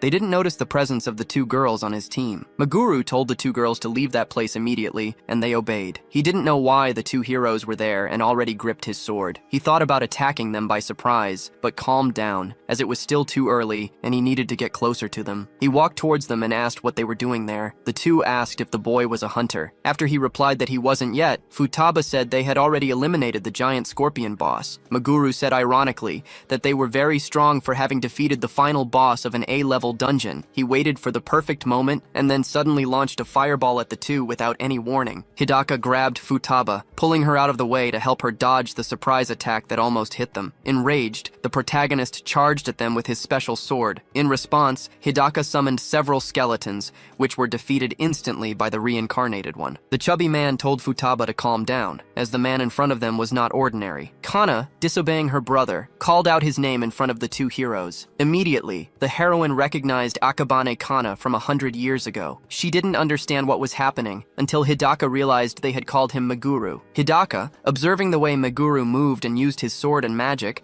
as well as the fact that he attacked two strangers without hesitation, concluded something important. Understanding the situation, he told Futaba to leave with him, stating that they couldn't make a scene and eliminate Meguru under the current conditions. However, Futaba replied that she didn't care, declaring that her priority was to eliminate Kana. She insisted she would eliminate her even if she had nothing to do with the Akabane Kana of the past, because her face and demeanor irritated her, reminding her of past events. Furthermore, she planned to eliminate the other woman, Nozomi, simply because she could. Hidaka realized that when angry, Futaba wouldn't listen to anything he said, and if she cast a command spell, he wouldn't be able to disobey her. Faced with Futaba's stubbornness, Hidaka, the chubby man with glasses, granted her 30 seconds to finish the combat, suggesting it would be even better if she finished sooner. He stated that she was strong enough to win in such a short time. When Hidaka asked if he was placing too much expectation on her, Futaba got annoyed but guaranteed she would be quick. Meanwhile, Nozomi was terrified to discover that the two enemies were part of the 6 legendary heroes. Meguru confirmed the information, stating that there was no other option but to end the matter right there. Futaba advanced with full force and the protagonist prepared for the attack,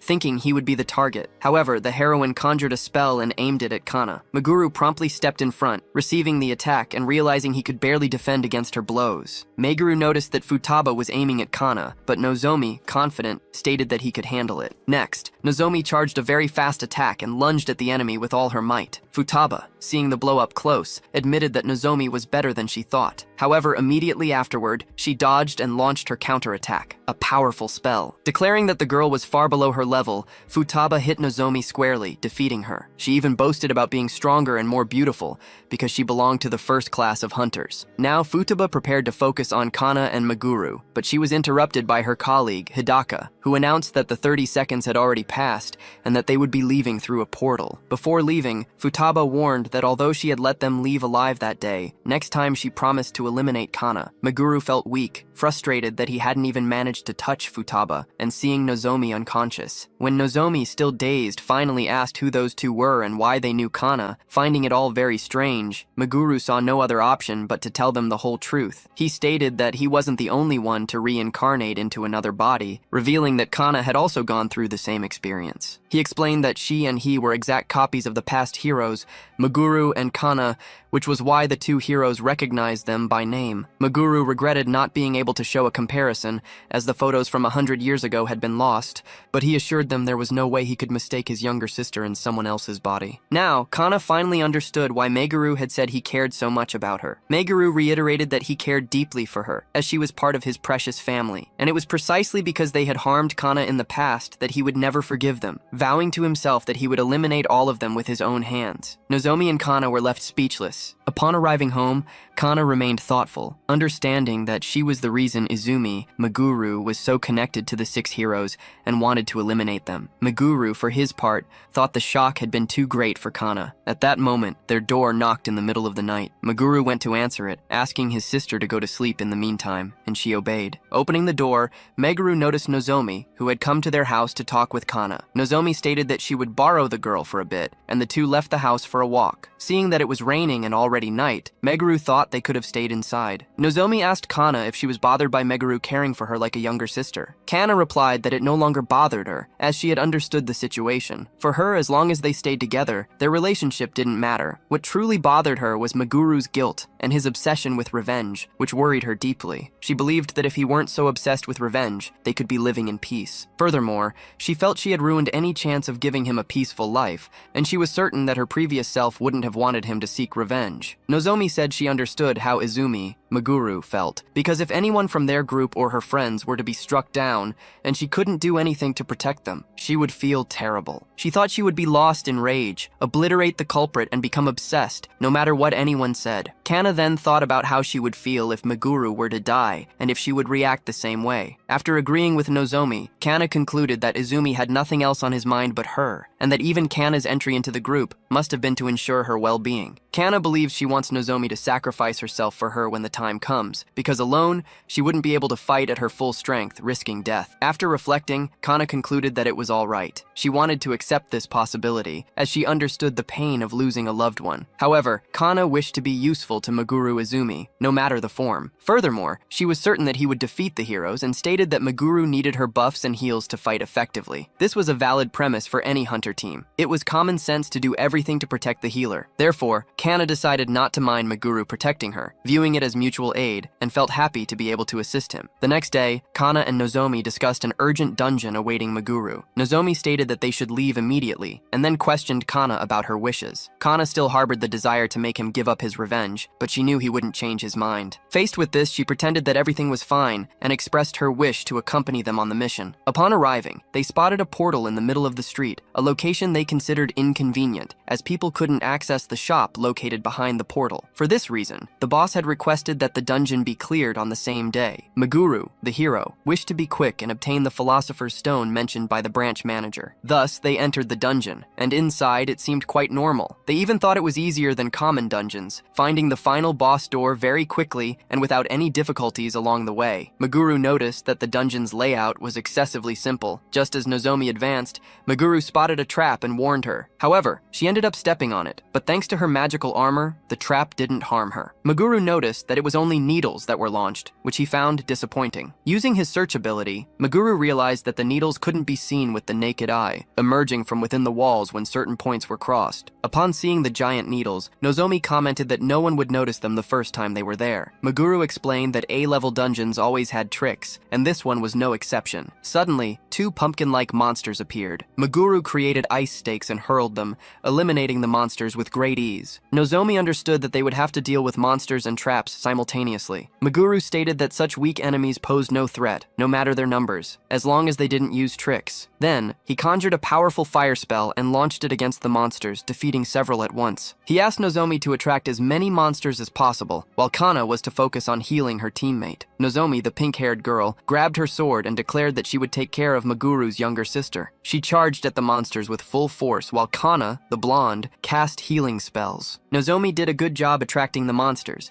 and Kana noted that while healing magic took time, it was easy to apply in this situation. Meguru began to energize his arm with shock magic and approached one of the pumpkins, placing his hand on it and using his lightning magic. He thanked the two for giving him time to conjure his spells, and thus they won with ease. Nozomi noticed that when Meguru focused on offense, the combat ended very quickly. She observed the pumpkins, all burned and destroyed by Meguru's lightning magic, and stated that she wanted to make fights easier for him. However, she didn't possess enough defense to be his vanguard, and asked how to deal with stronger opponents. Meguru knew that Nozomi's defense couldn't be increased overnight, as it was limited by her class. He considered the solution of increasing her agility. After all, it wouldn't matter how strong the target's attacks were if none of them could hit her. Meguru stated that he possessed a spell that allowed a person to move more quickly, and given their current situation, he decided to teach something to Kana. An hour after their training, they entered the final boss room. The boss was a giant, furious pumpkin, against which they would practice what they had learned. Nozomi, who had learned to increase her speed in movement and attacks, advanced with great rapidity, while Kana, in turn, had learned a poison spell that drained the target's vitality. Nozomi managed to defend the boss's attack with her shield, which thrilled her. While she bought time acting as the vanguard, Meguru took charge of the rest of the combat. He launched a giant ice stake that eliminated the boss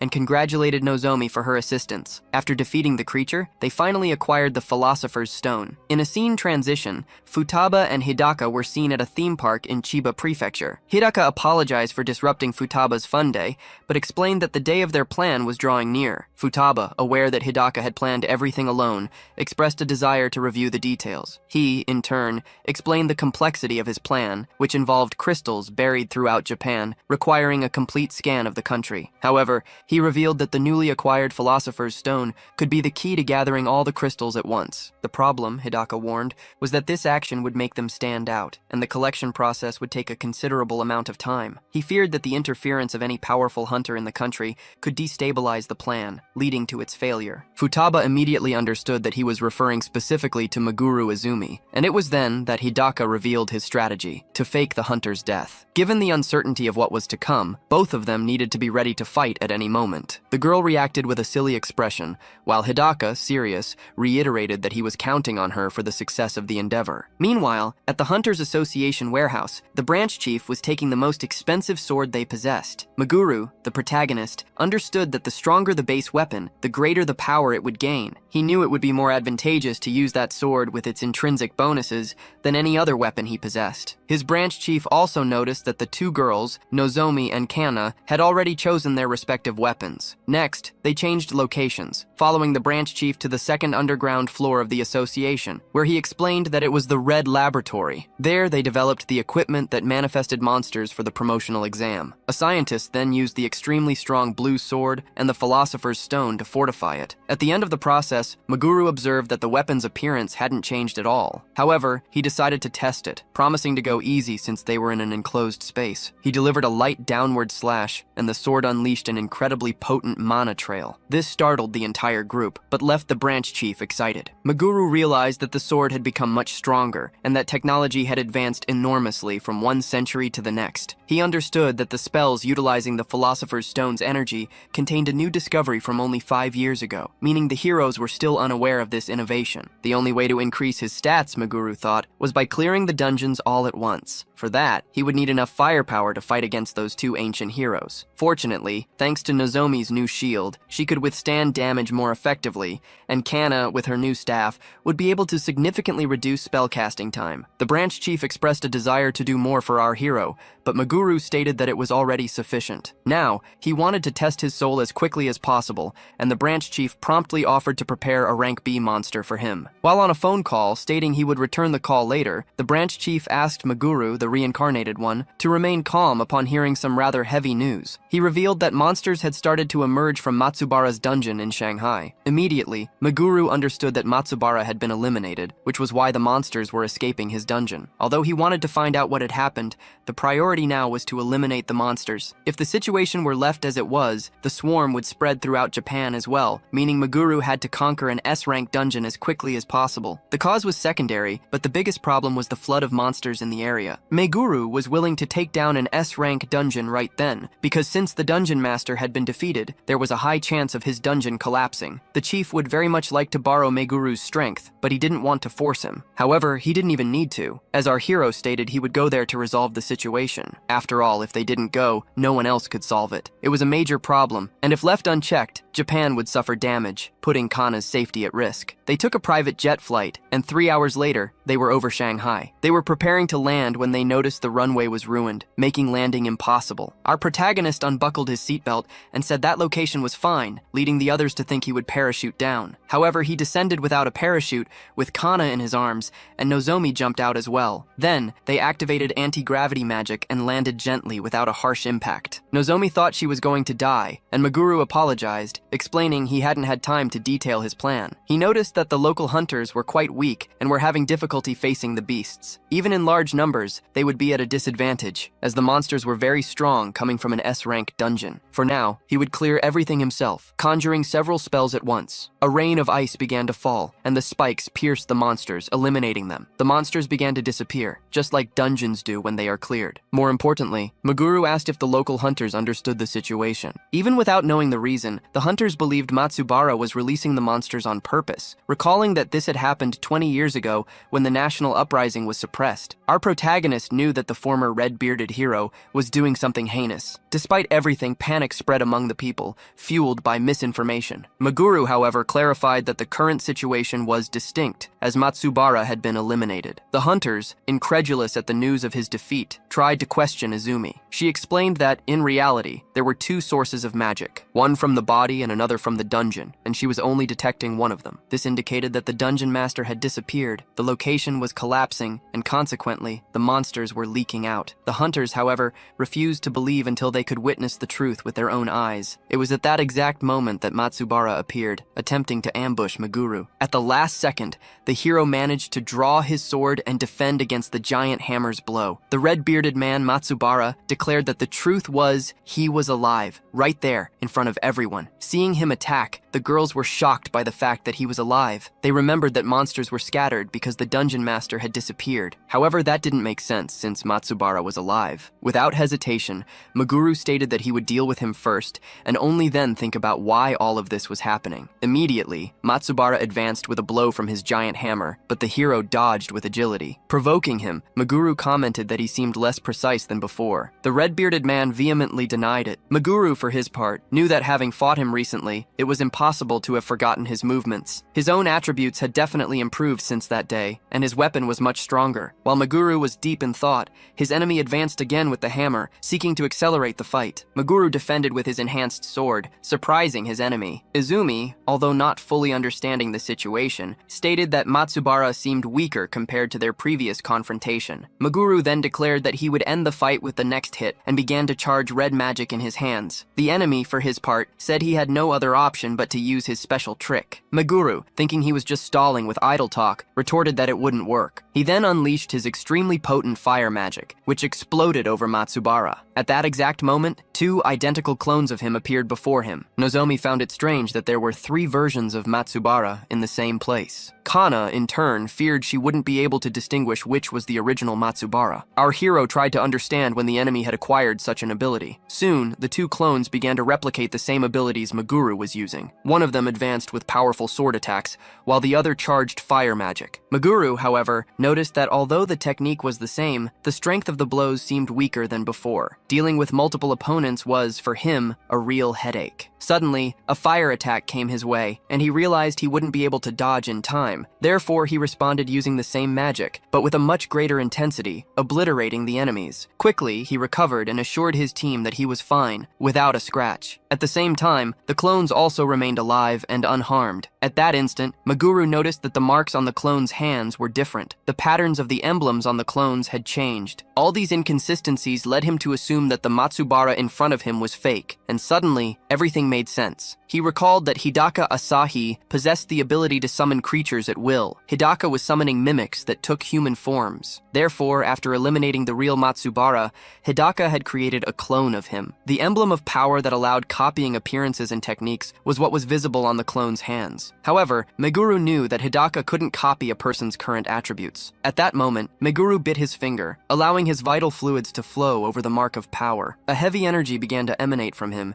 and he instructed the girls to follow him. The strength of the duplicates was proportional to the amount of magic Hidaka had infused into them. When they split into 2, they became weaker, dividing their attributes in half. This was the opportunity Meguru needed to handle the fight. He shouted for Nozomi to act, and the girl charged at the duplicates. With her sword, she unleashed a spinning slash. In response, one of the clones cast an ice spell, while the other charged with its sword. Upon receiving the sword strike, Nozomi used her shield to defend herself, but found herself in a difficult situation. Watching everything from a distance, Kana began to prepare a poison spell. Once the poison took hold of one of the duplicates, it started to feel weaker. At that moment, Meguru seized the opportunity to attack that duplicate from behind with his sword. Disarming the clone, he commented that if it had been the real Matsubara, Matsubara, he would have been able to predict that action and react accordingly. Then, he pierced the duplicate's heart with his weapon, finally eliminating one of them. Our hero said that he had only managed to do all this thanks to the two of them and thanked them. At that instant, Izumi cast a fire spell towards the duplicate, which was immediately eliminated and vanished. He felt a pang of satisfaction for having resolved the situation, but soon the happiness gave way to a persistent unease. Izumi tried to understand why Hidaka had created those duplicates. Finally, he decided it was time to stop overthinking, and, along with Kana and Nozomi, they headed towards the S-rank dungeon. Kana and Nozomi had never set foot in a dungeon of that level, nor witnessed so many different types of monsters gathered in one place. However, Izumi quickly demonstrated that for them,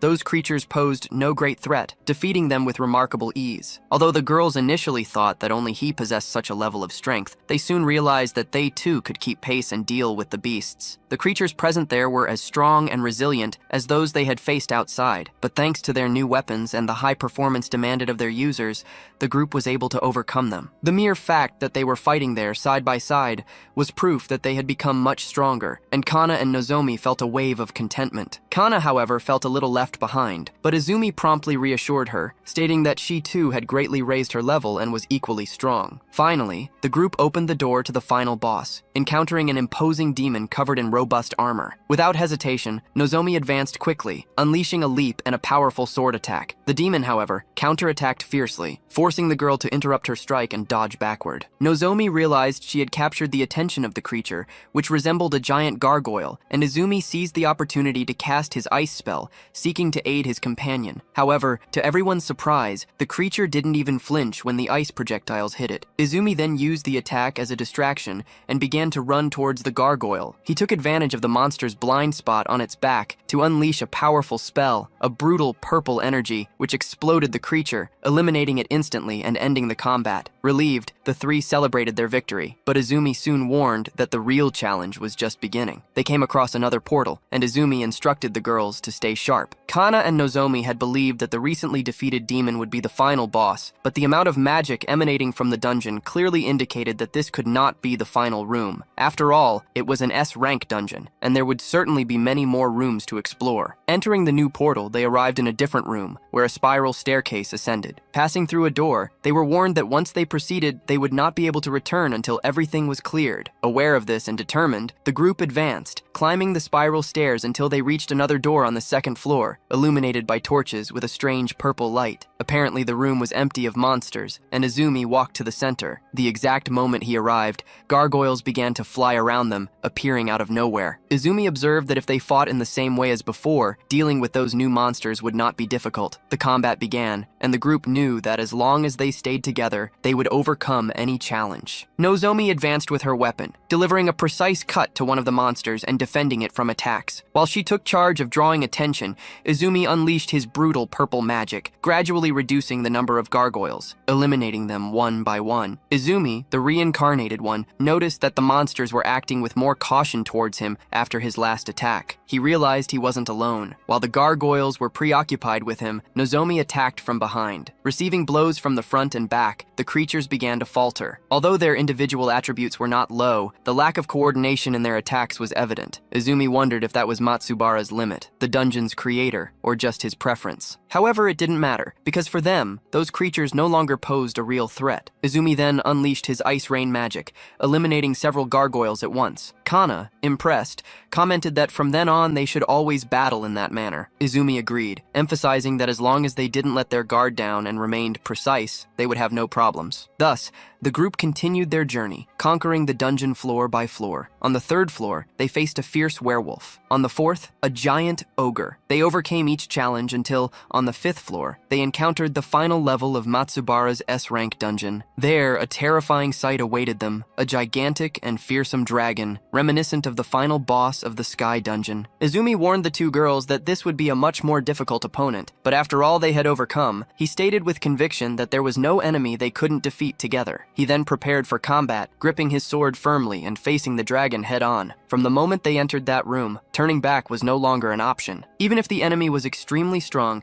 they had no choice but to defeat it. Following their combined strategy, Nozomi advanced, drawing the dragon's attention. At that instant, the creature prepared to deliver a swift tail strike in her direction. The girl, alert, saw the attack coming and dodged with agility. She then leaped to position herself at the monster's height. At her current level, she could still predict the dragon's movements. However, suddenly, a fireball began to fly towards her, and fear gripped Nozomi. Nozomi, feeling it would be impossible to dodge the imminent attack, closed her eyes. It was at that crucial moment that Meguru held her in his arms, pulling her away from the fatal blow. Furious, the dragon began to unleash several fire blasts, but Kana, with her magic, promptly created shields to defend the group. These shields not only protected Meguru and Nozomi, who were the primary targets, but the entire team. Izumi observed that Nozomi had dangerously approached the dragon, a clear sign of her growth and strength. However, Nozomi still felt insecure because, in the decisive moment, she couldn't act. Meanwhile, Meguru, the protagonist, saw the creature begin to form a purple energy ball in its mouth and felt a chill. There was no other option but to buy time with a smokescreen. He quickly conjured a spell that enveloped the dragon in mist,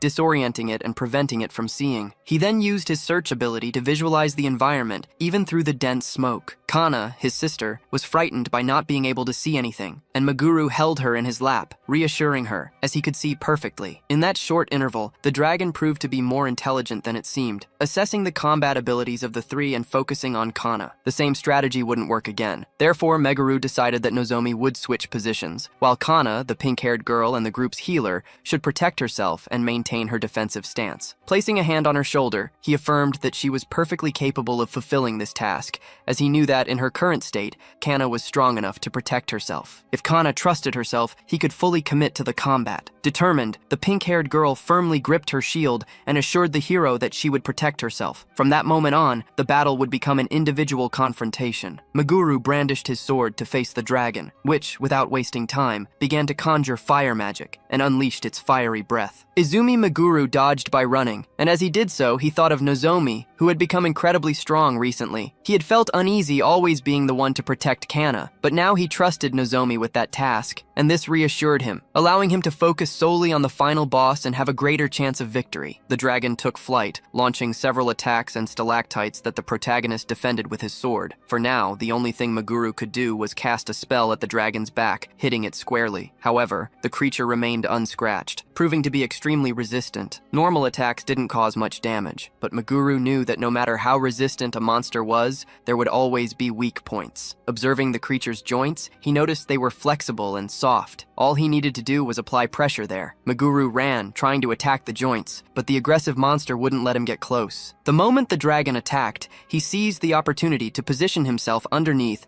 and deliver a sword strike. It was with this strike that he found the weakness, making a deep cut in one of the dragon's joints. The creature roared in pain, and its vital fluid began to spill. Bringing down a monster of that size with a single attack was impressive. Our protagonist held his sword menacingly, declaring that he would end that fight at that instant. The dragon then charged towards him with a low pass, and Meguru felt that something was wrong. The creature began to transform, changing color, while the magic it wielded also shifted. It was a phenomenon that occurred when a certain amount of damage was dealt. The monster would transform and increase its attributes. This happened now, with the dragon turning white and unleashing a powerful green beam against the protagonist. Meguru brandished his sword and defended the brutal blast, using an immense amount of his strength. He managed to defend the attack, but soon noticed that he wouldn't be able to deflect the blow completely. At that moment, the dragon's strength prevailed, and the protagonist was thrown far away by the impact. Kana, worried, ran to heal him. However, the protagonist ordered the girl not to approach, because if she became the dragon's target, he wouldn't be able to protect her. He knew he had to deal with the creature alone. Kana was upset, frustrated that he always did the same thing and played the hero. Then, Meguru took out a full health recovery potion. If he managed to get out of that situation, he promised himself he would trust her more. He preferred her healing, but if the dragon knew they used healing magic, it would become a problem. His solution was to act quickly and eliminate the dragon. Thus, he leapt, reaching the creature's height as it began to conjure the same spell as before. Having already witnessed the effect of that breath attack, the protagonist conjured his own spell downwards, propelling himself even higher. After escaping the attack, he drew his sword and aimed at the dragon's wings, charging forward with full force and severing them with a refined and precise strike. The attack was extremely effective, causing the dragon to howl in pain and fall to the ground immediately afterward. Meguru had no time to rest. While he was preparing his next attack, the dragon lashed its tail towards him, interrupting the reincarnated's assault. He was forced to dodge the tail whip. After evading the blow, the monster, despite its size, proved to be swift and charged rapidly, using its claws to strike at Izumi Meguru. Caught off guard, Meguru was surprised by the attack that struck him directly, sending him flying against the stone wall. The impact caused him intense pain, while the girls, visibly worried, expressed their desire to help him. Our hero, aware that small differences could be overcome with equipment and technology, recognized, however, the stark disparity between him and the creature, a gap difficult to bridge. Facing this immense disadvantage, he quickly used his full recovery potion. Meguru considered that by destroying the wall, he could create an escape route. His plan was to act as a decoy for the two girls to escape, as he saw no other way out. With this intention, he shouted for them to listen closely, announcing that he would break the wall. However, before he could finish explaining his plan, he was attacked again by the white dragon. The monster's tail strike destroyed the spell the protagonist was conjuring, thwarting his plan. As the dragon prepared to deliver another tail strike, Meguru quickly created a magic shield to defend himself, remembering that it was the amulet that prevented instant fatal attacks. Observing the creature's colossal size, he couldn't even discern a single opening to strike. Suddenly, the purple mark reappeared on his hand,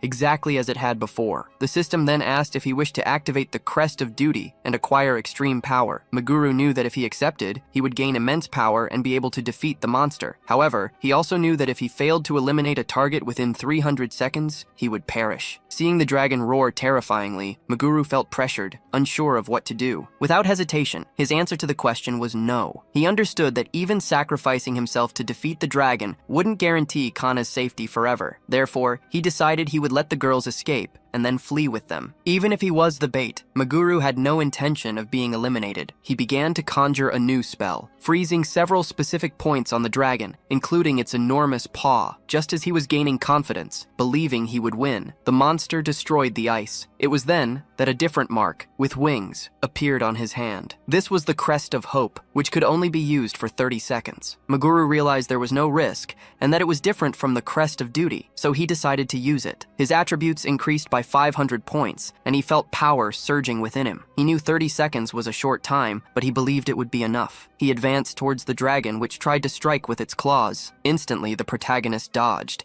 as he could clearly see the attacks. With no more time to lose, Meguru noticed the dragon preparing a poisonous breath attack. Even knowing it was a bit reckless, he decided to close the distance between them, leaping and using his magic downwards, gaining height through the propulsion. Very close to his enemy, he was sure that this would be the final blow. He launched his ice spear with maximum power, while the dragon released its green breath. The two attacks collided, and a clash of power ensued at that moment, until finally, the monster was hit squarely, losing the confrontation and being slain for good. Our hero received a double attribute boost, as expected from an S-rank dungeon. Additionally, he gained 50 more points because of the Crest of Duty, a side effect of the Crest of Hope. Unlike the other crest, this one didn't drain his energy, and he wondered where that mark had come from. At the end of all this, he obtained the Crest of Souls, a high-level reward. However, he saw no apparent visual change, and wondered if he could now use Matsubara's power for himself. At that moment, Kana appeared, shouting the boy's name, and hugged him tightly. Our reincarnated hero showed he was fine,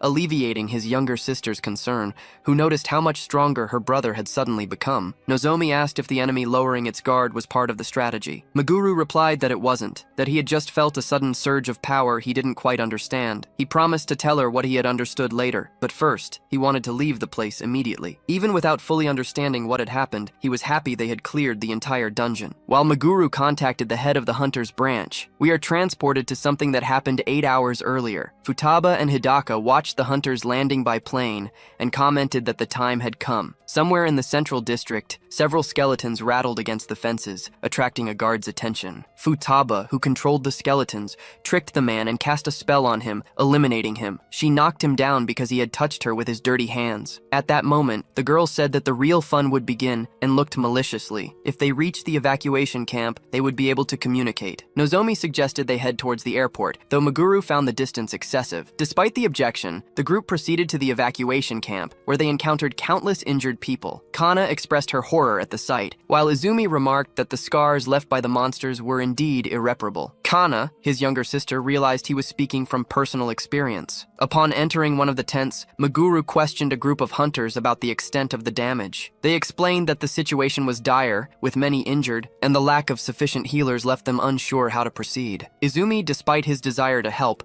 felt powerless, being unemployed and considering the task beyond his capabilities. Even for Kana, a professional, the scale of the problem seemed immense and unmanageable. It was then that Kana asked Meguru if she could borrow his magical power, explaining that her own magic was being drained, and thus she needed his help. She clarified that while healers were not efficient at directly restoring life force, they were extremely skilled at exchanging magical power. This meant they could reverse the situation by drawing magical power from others and distributing it to those in need. Suddenly, the injuries of everyone present began to heal, leaving the wounded people in shock, calling the event a miracle. Kana, in turn, thanked Meguru, stating that the responsibility was his, as he had used his magic for the feat. Izumi, impressed, commented that even with sufficient magical power, he would never be capable of something like that, praising his younger sister for her astonishing achievement. Nozomi also hugged her, congratulating her for healing everyone. After this moment of relief, Meguru announced that the monsters should no longer appear, revealing to the hunters that he, Kana, and Izumi had cleared the dungeon. Surprised, everyone listened as he explained that someone had surely eliminated Matsubara, which would have been the reason for the dungeon's revolt and the subsequent emergence of the creatures. While those present wondered who could accomplish such a feat against the former hero, Meguru, though without confirmation, presented his theory, a fake Matsubara left by Hidaka. Given the complexity of the situation, he saw no other possible culprit. The hunters expressed their gratitude, acknowledging the strength of Japanese hunters like Meguru. He, in turn, was thinking of contacting the head of the Hunters Association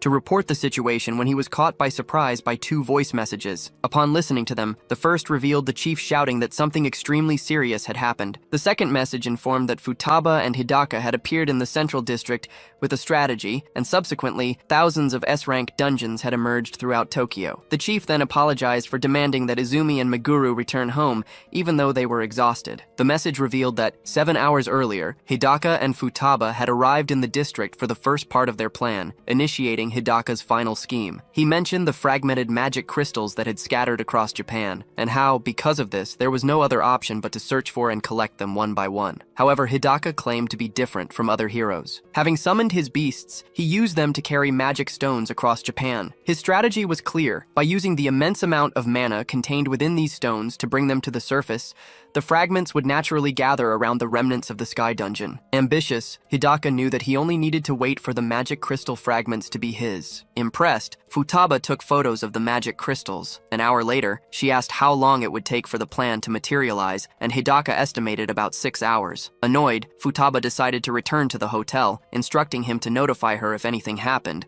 and she needed to come back. Finding her attitude childish, Hidaka bid her a temporary farewell. Hidaka knew that Japan's hunters, including Meguru, were still occupied in China. As long as nothing serious occurred, he believed he could handle everything alone, sensing that little time remained until he would finally become a god. Suddenly, the remnants of the Sky Dungeon in the district began to glow. This dungeon had collapsed hundreds of years ago, but its traces were preserved. Furthermore, there were signs of Hidaka and Futaba's presence nearby, although only the chubby one was being seen at the moment. The association head warned that there was a high probability that the former hero Hidaka was involved, and that, for now, Meguru and his team were the only ones they could trust, counting on them to resolve the situation. Finally, the hunter team arrived in Tokyo. Nozomi asked Meguru if he would be able to fight, considering his sword had broken. Meguru, the hero, remembered the moment when the dragon's attack destroyed his weapon. Fortunately, Izumi still possessed remaining magic stones, and managed to forge another sword identical to the one that broke. Meguru, the protagonist,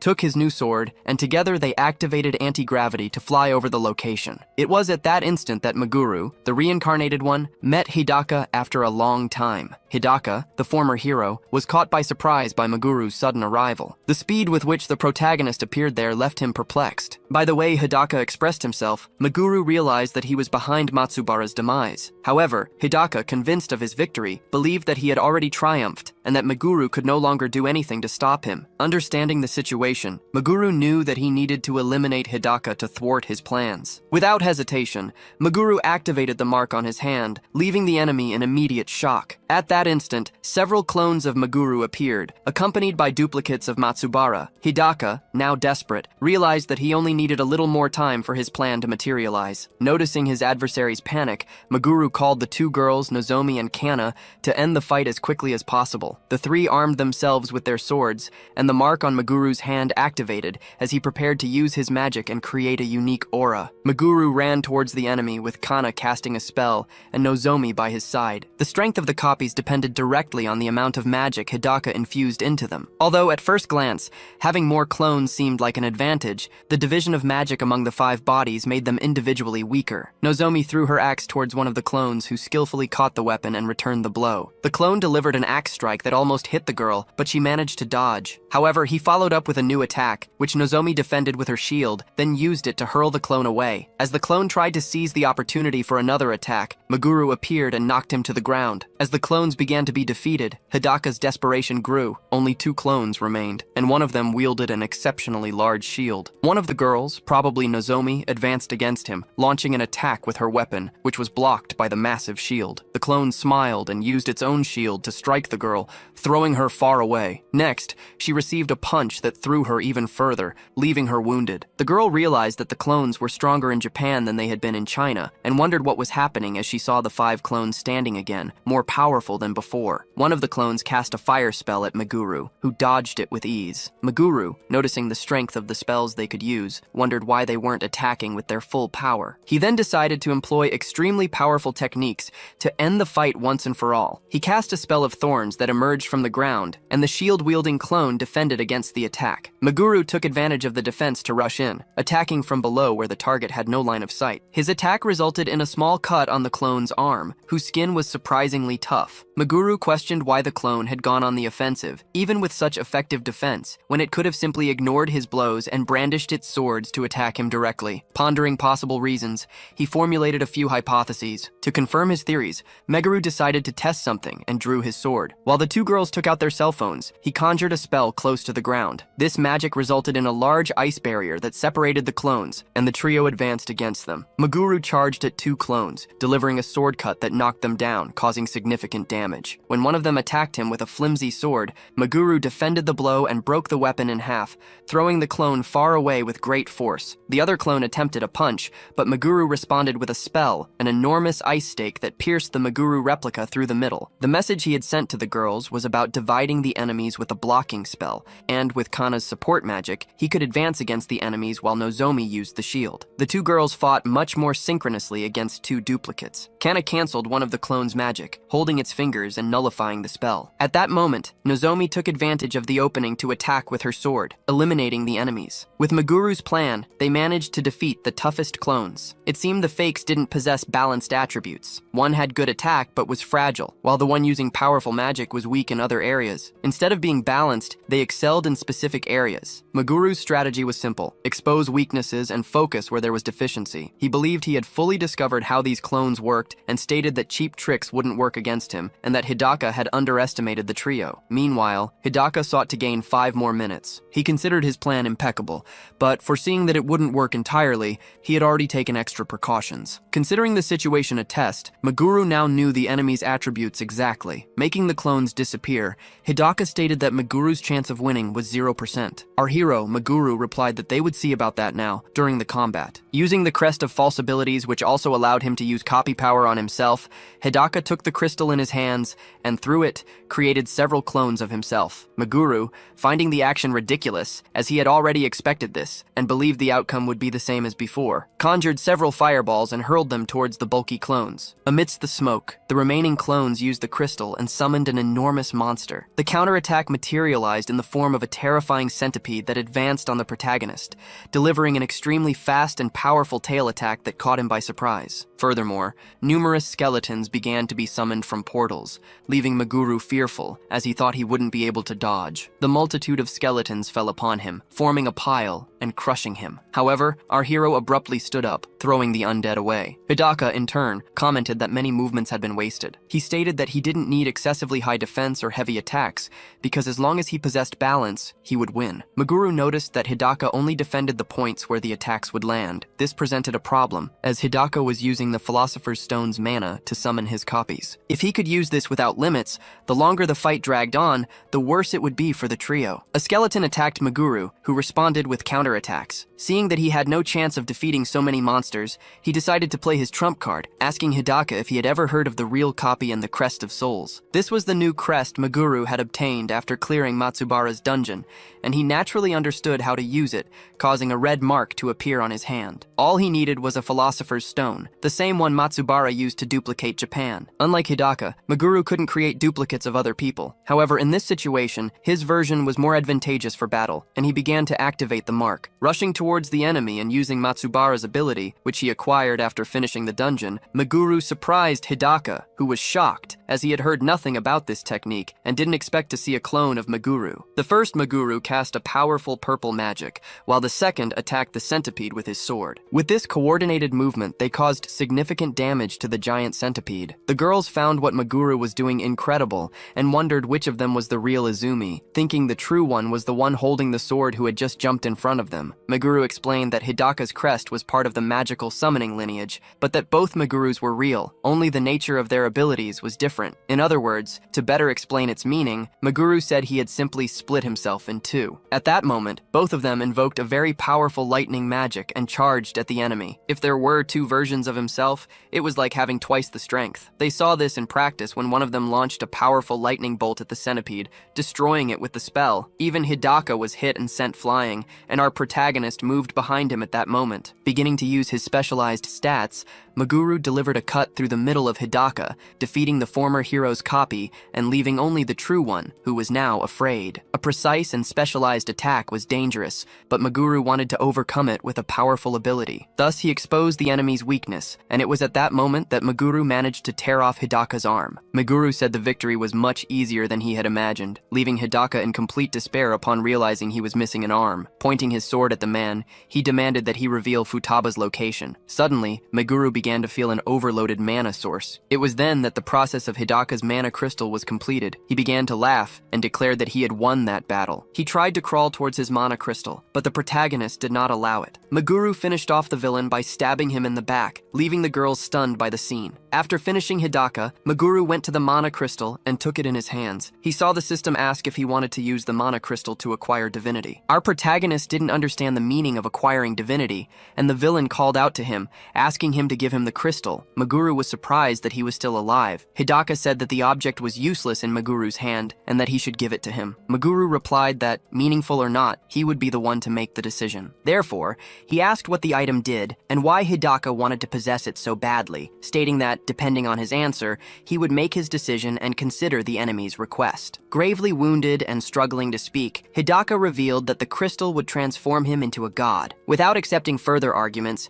he ordered Maguru to hand over the item immediately. Even without knowing the details, Maguru felt that handing the crystal to the enemy would be a terrible idea, and thus, he refused the villain's request. Hidaka then told Maguru to look around, showing that disruptive lines, caused by the crystal's emergence, were already beginning to form dungeons. He warned that if exposed to the crystal for longer, these dungeons would become complete. Hidaka argued that Japan did not possess the military strength to clear the number of dungeons that would emerge. For that reason, he did not want meaningless sacrifices and wished to become a god to eradicate these threats. Maguru, in turn, told him to shut up, acknowledging that indeed, without the power of a divinity, the problem could not be resolved. However, he refused to allow his enemy to become this supreme being. Instead of letting Hidaka control the fate of the population, Maguru decided that he himself would become a god. At that moment, Maguru clicked the yes button on the system. However, he was informed that the transformation into divinity failed because he did not possess the necessary qualifications. Hidaka explained that only a dungeon master could become a divinity. He warned that if the dungeons were left alone, monsters would emerge from them and invade Earth. Asking if Maguru would allow everyone to die die because of his decision, Hidaka compared the situation to Meguru slaughtering people himself. Meguru was unsure what to do,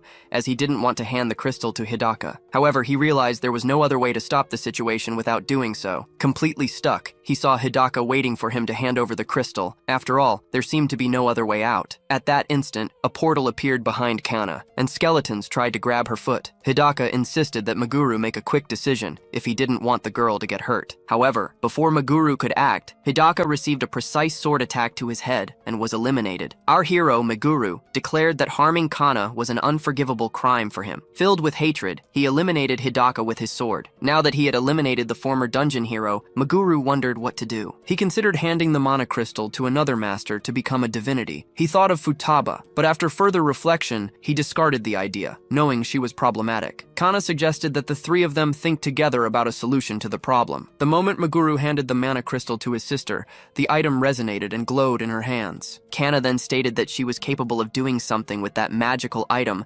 asking him to leave it with her. Our protagonist obeyed. Suddenly, many memories she didn't recognize flooded her mind. She presumed it was what had been called a past life, and accessed the memories of the heroine Kana. Although she didn't precisely remember the details, she felt that, being herself in the memories, she could change the current situation. First, she needed to understand the direction of the magic being released from the mana crystal. After understanding this, and sensing the energy's movement, she would bend and solidify it. Suddenly, they noticed that the crystal's magic weakened, and the dungeons began to disappear. They questioned what Kana had done, and she explained that it was a seal, organizing the magic that had been released from the crystal. After that, she sealed the magic. Meguru asked where she learned to do that. In response, Kana recounted that upon touching the crystal, memories of her other life flooded her mind. Even though she was unsure, she tried and succeeded in sealing the crystal in the dungeons. Our protagonist believed it was the power of the past life, and it made sense that the heroine Kana had achieved this. It seems, however, that her memories did not return completely. Meguru decided that it didn't matter for now, as it worked, and thanked his younger sister for saving him. Just then, Meguru received a call from the hunter's chief, who had watched the live broadcast. The chief congratulated him on his impressive work, but warned that it was too early to relax. After all, even with the former hero Hidaka eliminated, Futaba was still alive. Meguru thought that since he had eliminated her before, he would easily find her location. However, his chief said over the phone that they already knew where Futaba was. Meanwhile, Futaba was seen atop a building, observing her drone's cameras. She realized the situation was more difficult than she expected,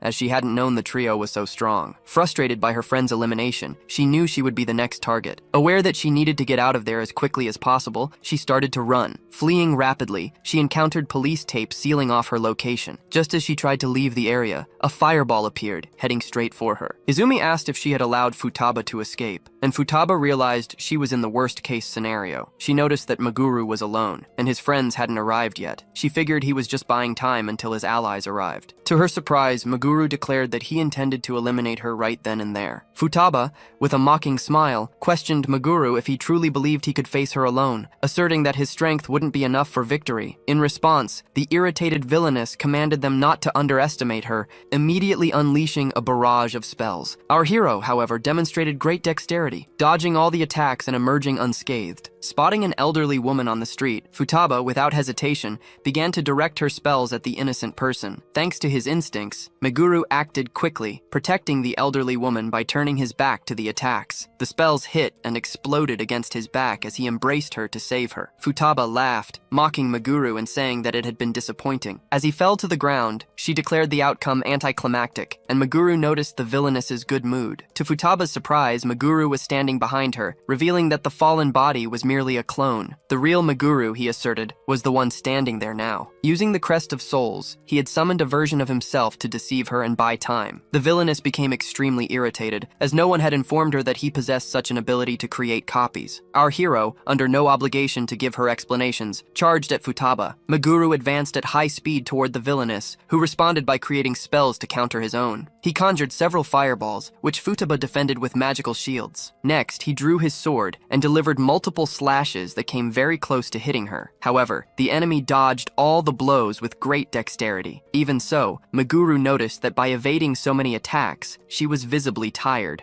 Given this, he decided to attack her once more, aware that his chances had increased. At that exact moment, Nozomi arrived, running alongside Meguru, our reincarnated hero. She suggested they create a trap to corner Futaba from the sides. Ever since she touched the mana crystal, the healer had learned to do many things, and an example of this was the magic she had just created by striking her scepter on the ground. A great deal of energy began to emanate, and Futaba noticed the arrival of the two girls. The villainess declared that seeing happy girls filled her with rage, and that she intended to eliminate both of them. Therefore, she launched guided explosion spells at Nozomi. The guided magical missiles exploded, but Nozomi protected herself and suffered no damage. Emerging from the smoke, she began to run toward the villainess, who was surprised to see her without a scratch. Then, Nozomi delivered a sword attack that Futaba blocked with her shield. However, running behind her to encircle her came Meguru, and Futaba couldn't see him. Centuries ago, one of the reasons Nozomi was chosen as a challenger for the Sky Dungeon was because, in addition to being a healer,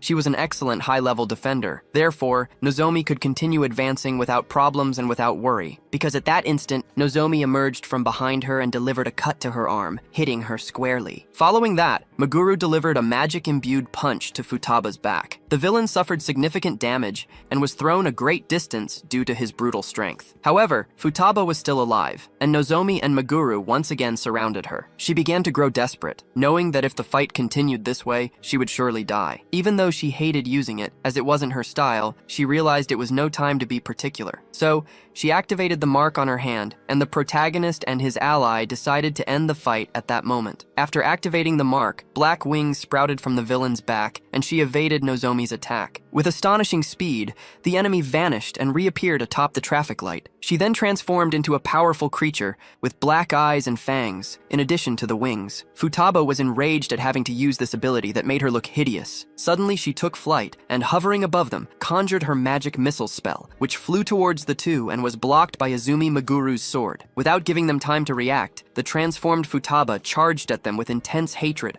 unleashing more high-speed attacks and managing to land a punch on Nozomi. This blow sent the healer flying a great distance and caused her to faint from its sheer force. Meguru pondered that enhancing abilities through transformation was acceptable, but the wings were a problem. Our hero had thought he had turned this situation into a 3-on-1 fight, but after this transformation, they no longer possessed the combat advantage they had before. Recognizing this, Meguru knew they wouldn't stand a chance unless they cut off her wings. Then, Nozomi woke up and asked how they would do that. Meguru had no plan, and didn't know exactly if they would have the chance to accomplish such a feat. Thanks to the Crest of Souls, he now understood how to activate these marks. Activating the Crest of Souls on his hand, Meguru felt that, with this enhancement, he believed he could deal with the villain. Meguru knew that if he didn't eliminate Futaba within 300 seconds, he himself would perish. However, this prospect didn't faze him, as he could see the path to victory through the use of his mark. Kana, in turn, used her enhancement magic to strengthen both combatants, Meguru and Nozomi. With these buffs and the activated crest, Meguru was able to employ his spells with significantly increased power. As she received the attacks, Futaba wondered how many crests Meguru possessed. However, she defended herself with her magic shield, confident that that level of attack wouldn't harm her. Upon feeling the impact,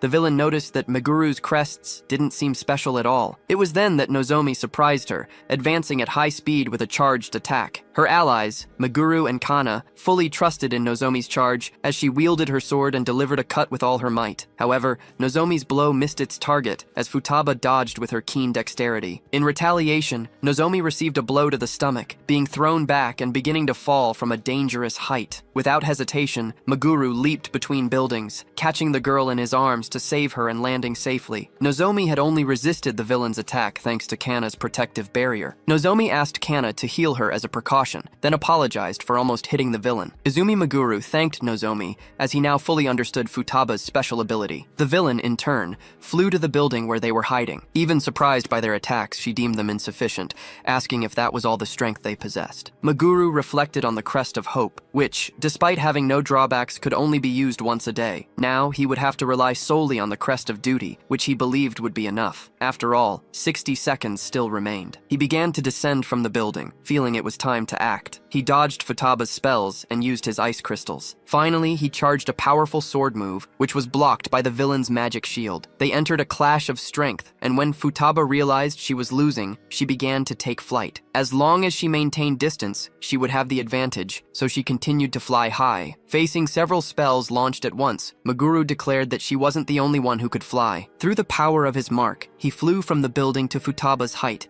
delivering a very swift charge that she didn't expect and couldn't dodge. As a result, Futaba lost one of her wings and began to fall from her altitude, hitting the ground hard and becoming severely injured. Our protagonist had used anti-gravity, an ability that consumed a lot of mana but proved crucial in that critical moment. He had gained an advantage and an opening, seizing the opportunity to leave the villain wounded and missing a wing. Now, the situation was once again 3 against 1, with Futaba on the ground and incapacitated. The enemy began to grow desperate, crying and begging them not to eliminate her. Crying and detransforming, she pleaded for her life to be spared. Izumi Maguru smiled, pretending he would do as the woman asked. The moment she felt a glimmer of hope that she would live, the protagonist revealed the truth. He would never spare her life. In her desperation, the girl claimed she would do anything to get out alive and began to remove her clothes. However, our hero was not interested in her proposals and coldly eliminated the villain, plunging his sword into the chest of the former hero Futaba, thus concluding his revenge. Looking at the crest of duty in his hand, Maguru's vision began to blur, and he felt exhausted, almost fainting. His 2 allies, Kana and Nozomi, arrived to help him, stating that he had done a great job. Afterward, the trio headed to the Hunters Association. There, the chief handed them coffee and apologized to the 3 for having to fight in such a way, but congratulated them on their impressive battle. Upon seeing the magic crystal, the chief suggested that the association could keep it. However, Maguru decided that the crystal would remain with them. The chief, though he hated to admit it, preferred to trust the boy over the association itself. Even sealed, the magic crystal's function had not been lost. If the seal were removed, countless dungeons would reappear. There were 2 known ways to remove this seal. One was if Kana willingly released it, and the second, if Kana were eliminated. However, they couldn't control the existence of other methods. Keeping the crystal with them was the safest option for now. Furthermore,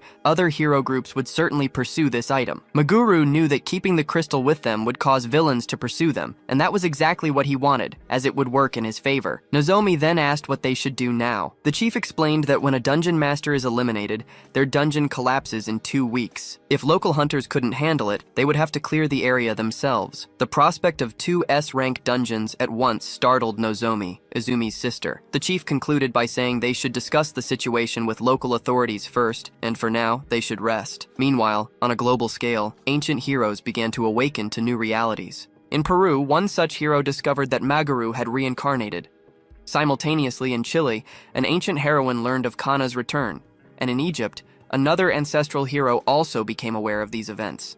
They all quickly unraveled Maguru's abilities, and the disturbing truth that crests could be stolen. The hero in Peru revealed to be Tsurumi, prepared for his departure. Taking his bow and arrow, he charted a route that would take him first to Paris and then to Tokyo, stating with conviction that he would resolve the situation. The heroine, for her part, recognized that the stone mentioned was, in fact, the mana crystal. Although she thought Hidaka was useless, he had in some way eliminated part of the work of finding the crystal. Furthermore, everyone noticed that Maguru could use Matsubara's crest, and the question of how he did so hung in the air. The woman noted that they had left Shiraishi aside, and Tsurumi must have already realized this. Soon, she decided to follow the route from London directly to Tokyo. 4 days later in Tokyo, she finally arrived, finding it strange that a spell had been cast to expel people from the area. Suddenly, an explosion came her way, and she blocked it with her magic shield. The explosion originated from a golden arrow fired by Tsurumi. She had already expected his presence, but Tsurumi spotted her arriving in Tokyo by chance, which led him to follow her. He commented that the greeting was a bit rude after so long without seeing each other. The archer activated the mark on his hand and unleashed a volley of arrows, declaring that sooner or later they would have to eliminate each other, even if they had once been companions. Using the hero's crest, he fired magic directly for attacks, although it was merely magic enhanced by the crest. However, the high speed and volume of the shots made the situation extremely dangerous. In response, the mage activated the Crest of Wisdom, amplifying her own magic. Drawing mana from dragon veins and nature, she reflected everything into a large fireball, launching this giant energy towards the archer. He tried to stop the assault with a few arrows, but realizing the futility of stopping such an absurd spell, he began to flee the scene. As soon as the magic hit the spot where he had been, everything exploded, causing a devastating impact. she noticed that Tsurumi possessed superior agility to hers, concluding that in a one-on-one combat, she would probably neither win nor lose easily. It was still too early to predict the outcome of this fight, but suddenly, the archer acquired black wings. Utilizing the saint's crest, he manifested enormous wings and a grotesque, demonic appearance. Upon activating his wings, he began to glide in the air and charge an enormous radiant arrow, finally launching it with the force of thunder. The arrow, emanating energy, struck the mage's shoulder,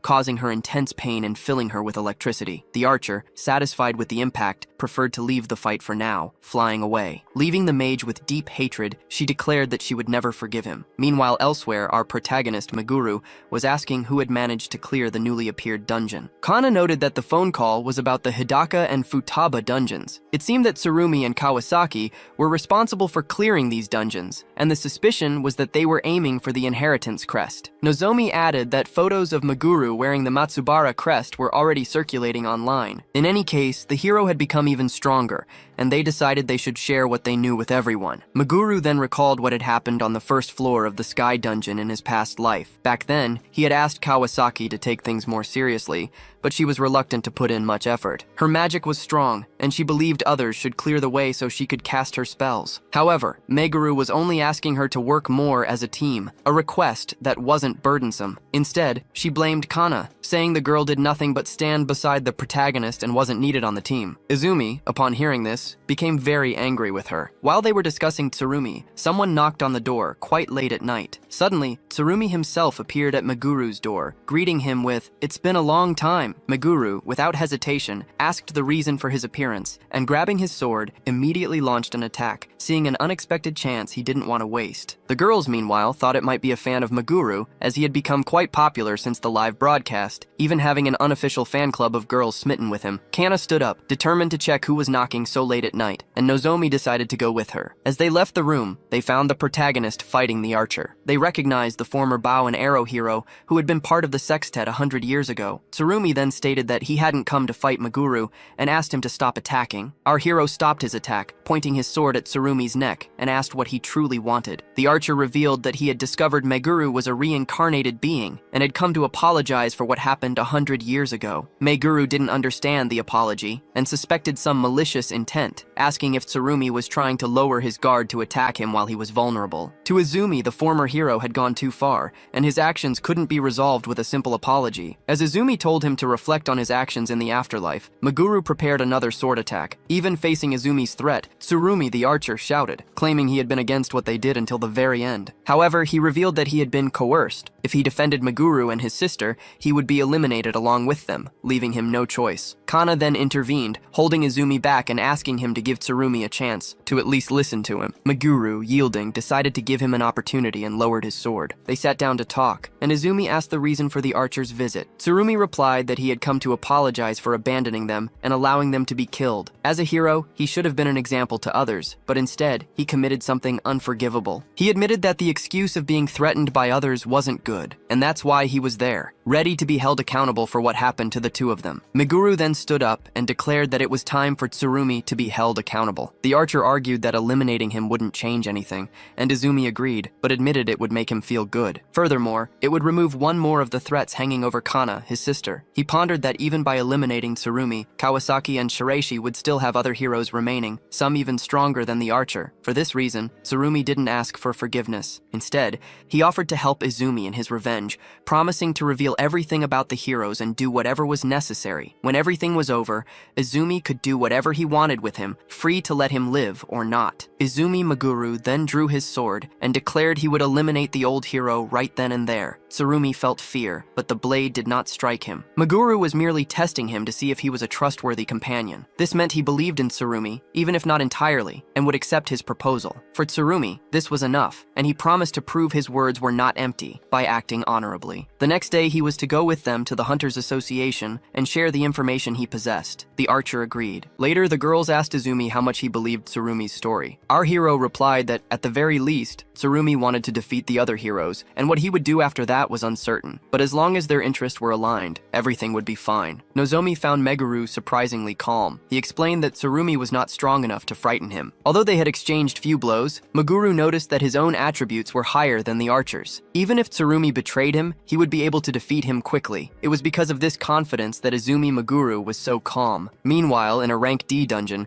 a giant scorpion was trying to eliminate a hunter. The hunter, motivated by a pink-haired girl named Minami, delivered a successful attack that eliminated the purple scorpion. The two, a deeply in love couple, exited the dungeon at dinner time. He intended to propose to Minami after that meal. At that moment, already nervous, he felt someone approaching. Kawasaki appeared, commenting that 2 people clearing a rank D dungeon wasn't bad at all. She said the man had passed, but Minami had failed some test. The man, irritated by the sudden appearance of the mage, didn't understand what she was saying. Then, Kawasaki used her mark of wisdom and demanded he become her pawn. Bewitched, Kakeru obeyed the woman's orders, and Minami was in shock. Due to the mage's spell, Kakeru stood up and cursed the woman he loved. Next, Kawasaki ordered Kakeru to eliminate his pink-haired girlfriend. Overwhelmed by Kawasaki's mental force, he obeyed and plunged his sword into his girlfriend's chest. The ancient hero desired 3 more pawns of this kind to control like puppets. Meanwhile, at the Hunters Association, Izumi Meguru brought Tsurumi to speak with the chief. Meguru asked the chief to trust him, assuring him that whatever happened, he would take care of it immediately. The chief understood the situation and decided to leave the matter in Izumi's hands. Our hero made it clear that he would only do this because he saw value in the archer, but that he had not forgiven him for what he had done 100 years ago. He then asked Tsurumi to provide all the information he possessed. Izumi hoped that Kawasaki and Shiraishi did not know they had formed a team with the archer, as Tsurumi, acting as a double agent, could use the situation to his advantage to bring them down. However, the archer seemed concerned about something he had forgotten to tell them. Kawasaki already knew this would happen. This irritated the association chief,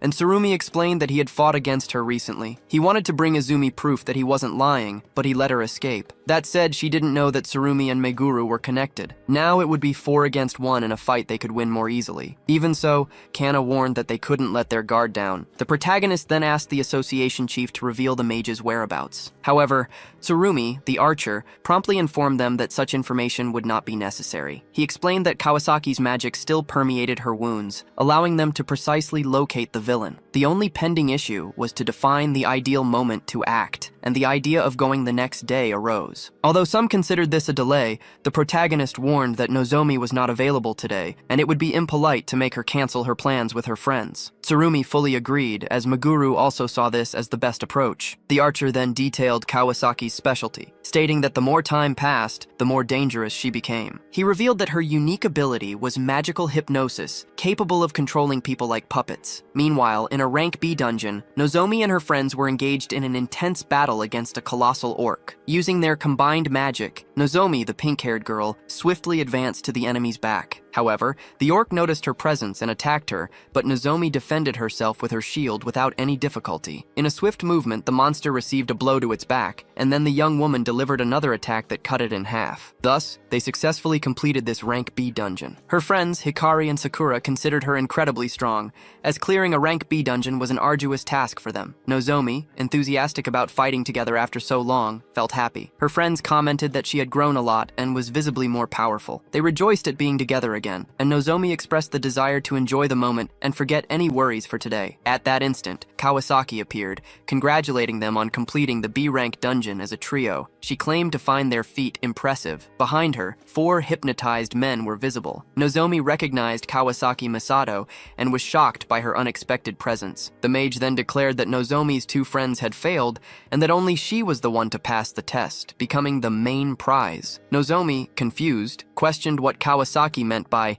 failed and main prize. Kawasaki replied that it meant exactly what she said, and that, with her magic hypnosis, she would add Nozomi to her collection. The trio, understanding the situation, realized that those men were action hunters, now controlled by the villain's magic. Faced with the threat, Nozomi instructed Hikari and Sakura to run immediately, as the 3 of them would have no chance of fighting Kawasaki. They should inform Izumi and Meguru as quickly as possible to get help. Kawasaki, however, declared that the only one she desired was Nozomi, and using her crest, tried to hypnotize her. Nozomi Nozomi attempted to resist the spell, but the attempt caused her intense pain in her head. She fought with all her mental strength, but within her mind, she began to see visions, her friends accusing her of betrayal and coveting her position. However, Nozomi felt that something was wrong and fought the spell, realizing that it was all a lie. Her friends, in a mental plea, asked her to stay grounded in reality, and the girl managed to overcome the hypnosis magic. Kawasaki, surprised, considered this impossible, as her crest hypnosis had never failed. This confirmed her theory that Nozomi was a main prize. The trio, realizing that this was the perfect moment to attack,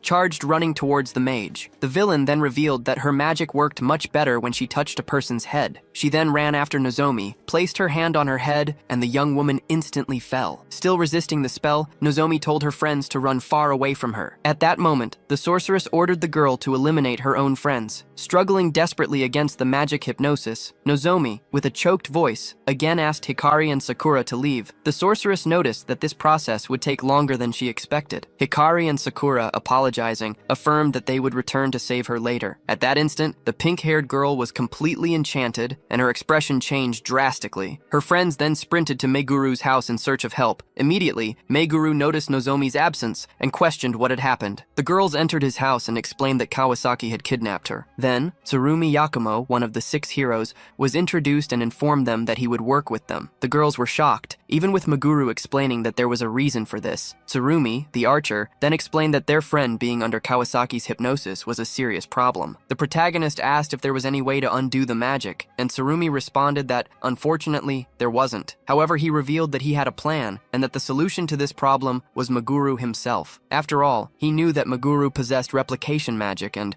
being truly unemployed, had no restrictions on using magic. Meguru, however, could not replicate the power of the crest that they all possessed, even if he knew how it worked. He would only be able to undo a spell if he fully understood its mechanism. Tsurumi explained that only the original caster could cancel the magic hypnosis. What they should focus on doing was overwriting her magic. Meguru, in turn, could not do this without understanding the mechanism, and therefore they needed to discover how the spell worked. The archer then stated that he had not spent hundreds of years doing nothing, and that he knew how to accomplish this task. To prove it, he took out several photos of Kawasaki's mark of wisdom. Meguru reflected on the vast knowledge he had acquired regarding Kawasaki's magic, a depth that impressed him. With the amount of information and details he now possessed, Izumi felt he could finally act. 3 hours of intense study later, he understood the spell's functioning, although he knew that the only way to be sure was by attempting to apply it. The uncertainty of what would happen in case of failure worried him, as given the nature of the magic, an error could be fatal. It was then that Nozomi's friends, demonstrating courage, asked Meguru to test the spell on them. Even Kana volunteered to help her friend. Tsurumi, for his part, was certain that the battle against Kawasaki was inevitable and that they could not afford to lose the healer. Meguru knew that he would count on his sister's help when the confrontation with the sorceress arrived. He then ordered everyone to prepare, as the plan would begin immediately. Recognizing that the mechanism of the magic hypnosis was surprisingly simple, Meguru decided to try it on one of the girls. The spell worked by lowering the target's consciousness through the mana circuit, adding a suggestion. The content of this suggestion was for the person to become a servant. Upon receiving the order,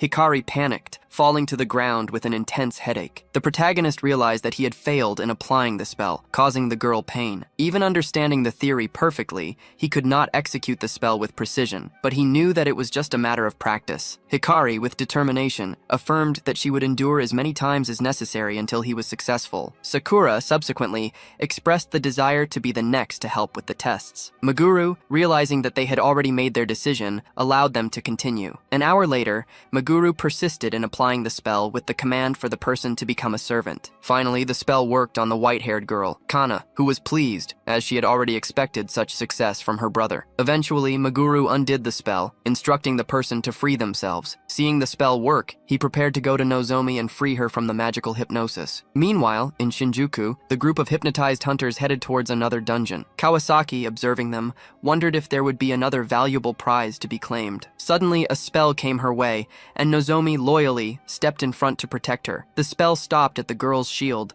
revealing it had been cast by Meguru. Kawasaki smiled, happy that Meguru Akabane had finally appeared. She noticed he was alone and asked if he was there for revenge. However, that was merely a decoy from Izumi, who had coordinated the plan with the rest of the group. The strategy was to use a clone as a distraction while he overwrote the magic on Nozomi. Rescuing her was the priority, above any revenge, and Meguru had mastered the technique. He would not fail now. While the girl had her back turned, looking at the clone, he cast the hypnosis spell to reverse the control. The magic hit his friend, but to his surprise, the spell simply vanished. At that instant, Kawasaki discovered that Meguru's real body had been hidden the entire time. Meguru explained to Tsurumi that his magic had vanished even before he could get close to Nozomi. With no time to figure out what had happened, the three, Meguru, Tsurumi, and the archer, grabbed their weapons to fight. Kawasaki noticed the archer's presence and realized he was helping Meguru. However, she stated that the reason he was by Izumi's side was none of her business. The sorceress warned that Meguru was being deceived,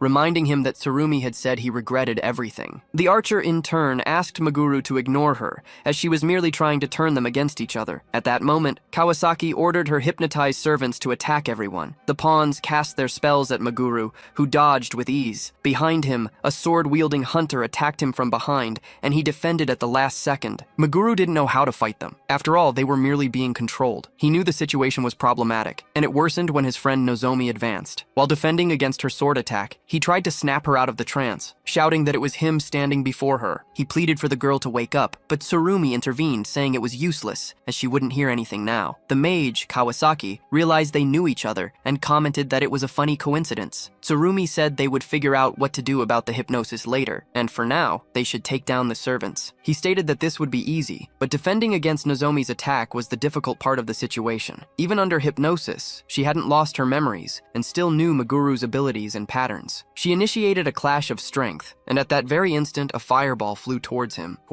Meguru dodged, and Nozomi took the opportunity to run around the side, trying to hit Izumi with a slash. His allies became worried, and the archer ran towards him to help, stepping in front of the pink-haired girl's sword strike and taking the blow instead of Meguru. Meguru was shocked to see Tsurumi sacrifice himself for the team. Tsurumi, his voice weak, said that his body had merely moved there and that, at least, he had avoided a fatal blow. He added that now Izumi might believe his words more, and then he immediately fainted. At that moment, Meguru ordered Kana to tend to the archer's wounds. Kana, with her expertise, managed to heal Tsurumi, keeping him alive. At that moment, Meguru recognized that he had lost his composure earlier. He then realized that, with the exception of Nozomi, none of the servants posed a real threat. When one of the sword hunters advanced on him, Meguru pushed him away with a precise kick. Assessing the situation, Meguru concluded that if they split into two groups, they could eliminate the weaker opponents first. Thus, his clone helped neutralize a less resilient hunter, and Meguru announced that only 3 enemies remained. The sorceress, however, intervened, stating that Meguru had not yet witnessed the true adrenaline coursing through her servant's veins. She explained that while humans normally control their true strength, under hypnosis, they unleash it completely. It was at that exact moment that the hunter who had been knocked down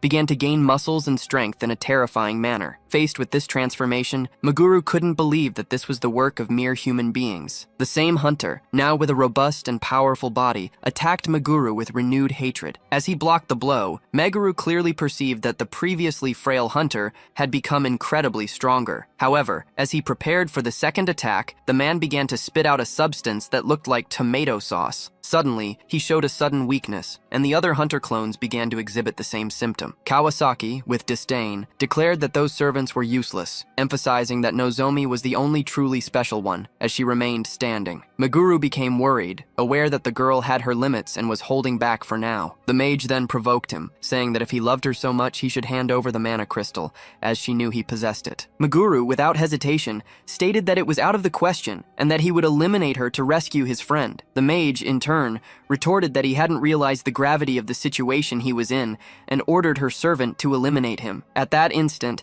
the servant dropped her shield and advanced against Meguru with a sword slash. As he defended himself, the protagonist wondered why the hypnosis hadn't worked on her. Unable to discover the reason, he focused on defending his friend's attacks. At one point, Nozomi grabbed Meguru's arm and tried to deliver a cut to his stomach. Meguru, apologizing to his friend, conjured a spell directly at her face. However, the spell didn't even cause a scratch, which was strange, because at that distance, it should have severely wounded her. This strangeness made Meguru realize that there must be another reason for Nozomi's unusual strength. Thinking of a new approach, he imagined a possibility and charged forward, holding the girl's arm. He concluded that an invisible barrier must be blocking his magic, a typical trick of Kawasaki. In any case, with the mystery solved, defeating her would be simple. Staying close, he directly overwrote the magic, touching her forehead and ordering her to awaken. Nozomi received the order, the spell dissipated, and she blacked out for a few seconds. Then she awoke, returning to her original consciousness, while being carried by her friend. Stating that she was fine, she knew that Meguru would later tell her the details of what had happened. The sorceress was in shock, as she hadn't imagined that could happen. Tsurumi, seeing that the spell had worked, knew it was time to defeat Kawasaki. Now the team had the help of the pink-haired girl, who wielded her sword and shield. However, she collapsed to the ground, dropping her weapons, and her body couldn't move. Meguru explained that it was exhaustion due to the spell, as she had been using strength beyond her limit. She had been forced to move to her body's limit, which could cause serious injuries. Ordering the girl to rest for now, Meguru and Tsurumi decided to resolve the situation. Meguru asked Kana to take care of Nozomi while the two of them fought. Nozomi's friends also helped the girl recover. The mage, having lost all her servants, stopped playing around and took the combat entirely seriously. The archer Tsurumi warned his friend Meguru to be careful of Kawasaki's crest. Flying, the woman utilized the Crest of Wisdom, which allowed her to use magic generated by the environment. Absorbing the magic overflowing from the dragon's veins, she could steal energy from the dungeons. Taking everything for herself, she formed an extremely powerful spell. Launching an overwhelming ball of energy, she declared that she was not the same mage as before. The spell advanced with full force towards the two, but Kana invoked a shield that saved their lives. However, the shield dissipated, and they had to retreat to avoid the spell's damage. Meguru realized that he wasn't managing to land a single attack on the sorceress. Feeling superior, she ordered him to hand over the mana crystal. Meguru, drawing her away from the portal, feigned that this was the wisest choice to make. She said he should have done that from the beginning, but Meguru challenged her, telling her to come and get it, as he wouldn't hand it over. Seeing Meguru's courage, she promised to deliver something worse than death. Launching an extremely fast spell in his direction, Meguru dodged to the side. Her crest, compared to those of Matsubara and Hidaka, was much stronger. As she invoked several spells, Meguru explained that Kawasaki's crest had restrictions according to its power. The main restriction was that if there wasn't a nearby dungeon connected to the dragon's veins, the effect of her magic would be drastically reduced. For that reason, a dungeon portal appeared behind her, and the woman, surprised, exclaimed that it was madness. However, she confirmed that her power only existed because there was a dungeon right behind her. Meguru, dodging Kawasaki's powerful spells, questioned what would happen if the dungeon sustaining her disappeared. That B-rank dungeon would take at least 20 minutes for ordinary Japanese hunters to clear. However, it was at that exact moment that all the hunters controlled by Kawasaki emerged from the portal, complicating the situation. 3 hours earlier, Meguru and Tsurumi had devised a plan to rescue Nozomi. Realizing that the location was disadvantageous for them, Tsurumi explained the functioning of Kawasaki's crest, whose seemingly limitless power was terrifying. However, Meguru knew that without the dungeon, Kawasaki would lose her strength. He then asked the chief if there would be hunters capable of clearing a B-rank dungeon in 15 minutes. Shocked, the chief replied that only A-rank hunters could accomplish such a feat and that they would arrive in 30 minutes. Tsurumi, realizing that Meguru planned to intercept Kawasaki's fate, questioned what they would do if she tried to escape. Meguru, however, was certain that if they attacked simultaneously with the dungeon's disappearance, everything would work out. Even if they didn't defeat her, they would be able to bring their friend back. Thus, they decided to proceed with the plan. In the present, the hunters arrived 5 minutes late, but still managed to clear the dungeon within the required time. Meguru then pointed his sword at the sorceress, declaring that without her crest, she should feel fear. In shock, Kawasaki began obsessively and compulsively wondering what to do, until she decided to cast a desperate spell. The weak attack was easily cut in half by Meguru's sword. The woman fell to the ground, powerless, and he asked if her desperate blows had finally come to an end. Terrified, the sorceress expressed hope that he wouldn't hold a grudge for what had happened 100 years ago. The reincarnated one, without responding, approached her ominously, sword in hand. The woman begged him to wait, arguing that if Tsurumi had been forgiven, she should be too. Meguru, ignoring her, eliminated her by thrusting his sword into her back. With her elimination, Maguru's revenge was complete, and Kawasaki became the fourth hero to be struck down. Nozomi's friends, relieved, thanked Maguru for not losing their best friend. Izumi then clarified that part of the reason Nozomi was saved was due to their actions, but Maguru intervened, stating that he wasn't acting because of them, but because Nozomi was important to him. He had sought her out on his own, driven by the desire to save her. Nozomi's friends, in turn, acknowledged that they wouldn't have achieved anything alone, and thanked him again, mentioning that Nozomi was very happy that Maguru had said she was important to him. The girl herself, embarrassed, felt extremely happy with his words. Tsurumi then asked Maguru if he could continue to help him with his revenge,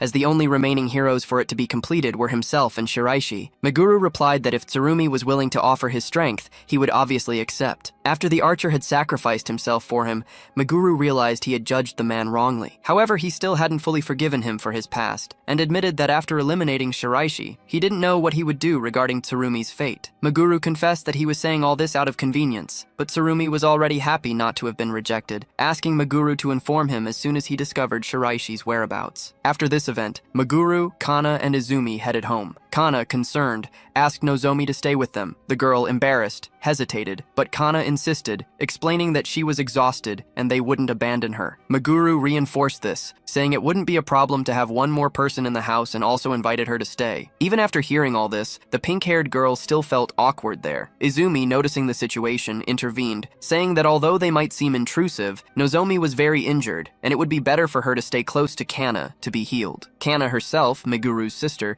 commented that it was a miracle Nozomi was still moving. Gently, Meguru and Kana asked Nozomi to rest properly. Meanwhile, in Shinjuku, Shiraishi headed to the location where Hidaka and Futaba had been eliminated, determined to find the responsible hunter and seize the mana crystal. In a dark monologue, he pondered that there were things in the world that couldn't be obtained with money or power: status, honor, love. For him, true values resided in knowledge, and he would become the holder of all power and knowledge, a true deity. A child who was observing him asked if he was all right. The former hero, enchanted by the adorable child, revealed a malicious gaze. Noticing that no one was around, he said he would be happy to find someone as special as her. He then invited her to play, and the child innocently invited him to her home. Shiraishi promised not to hurt her, but immediately afterward, the former hero eliminated the child. Observing the heart, which he considered the secret of human life and the truth of the world, Shiraishi smeared himself with the person's vital fluid, feeling it still wasn't enough. The next day, Kana completely healed her friend. When the protagonist realized that Nozomi was fully recovered and her powers were fully functional, he understood that the girl was truly special. She, in turn, exulted with happiness as she finally felt ready to fight. Nozomi asked Maguru if he had already seen the day's news about the mysterious murder. As they turned on the television to check the news, the protagonist received an urgent call from his boss. The alarming message revealed that Shiraishi had entered the country the previous day. Our protagonist was shocked, and the boss then informed him that an incident was being broadcast on TV. Upon seeing the news of the murder, the leader of the hunters immediately attributed the blame to Shiraishi, stating that it had already been confirmed he was the true culprit. The protagonist then questioned the enemy's location. The branch chief, without hesitation, sent the coordinates to Maguru Izumi, who promptly declared that he would find the adversary and deal with him immediately. He called Tsurumi, explaining the urgency of a conversation about Shiraishi. The archer, understanding the intensity of Izumi's feelings, asked him to remain calm, suggesting that it wasn't too late to devise a strategy before attacking the enemy. When Tsurumi arrived in person, he warned that the chances of defeating Shiraishi in a fight at that moment were low. He explained that the ancient hero was on a completely different level from Kawasaki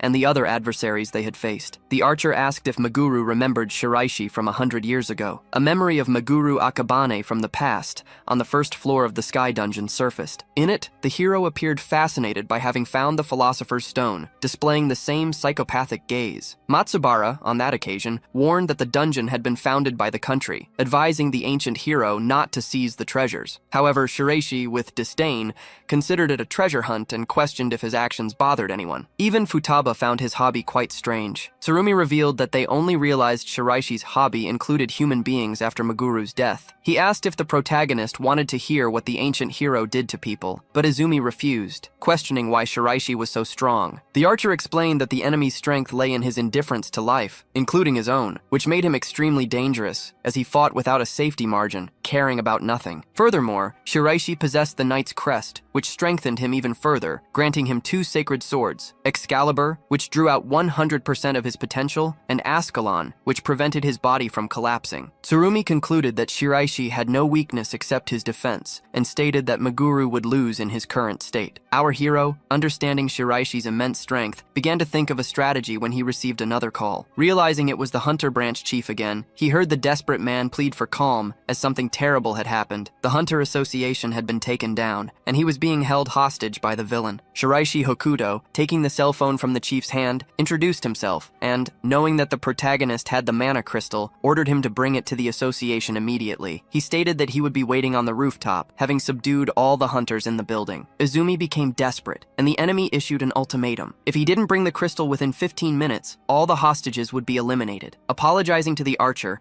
the protagonist declared that there was no time, and that they would go straight to the Hunter Association. Tsurumi decided to accompany them, reiterating that Meguru couldn't defeat Shiraishi at that moment, but there was a way to avoid defeat. The archer then shared an idea of how they could emerge alive from the combat against the ancient hero. Meanwhile, at the Hunter Association, the villain didn't expect to find Meguru so easily. He commented that the old man was a useful person, but the chief corrected him, stating that there was no way Shiraishi could acquire the mana crystals. Even with all his confidence and skills, Izumi was not weak enough to lose to him. Shiraishi, thinking everything was going according to his plan, would soon realize he was on thin ice. When the chief threatened him, Shiraishi found it all very amusing and with a kick, knocked down the leader who was putting all his chips on the protagonist. He acknowledged that, among all the hunters he had ever seen, Meguru was in a league of his own, being the strongest he had ever encountered in his life. 10 minutes later, the protagonist and his team arrived at the location, within the stipulated time. The villain asked if he had brought the crystal, and our hero then retrieved the magical item from within a portal. The protagonist demanded that Shiraishi release the hostages before handing over the artifact. At that moment, the villain took his sword and began cutting the hunter's restraints,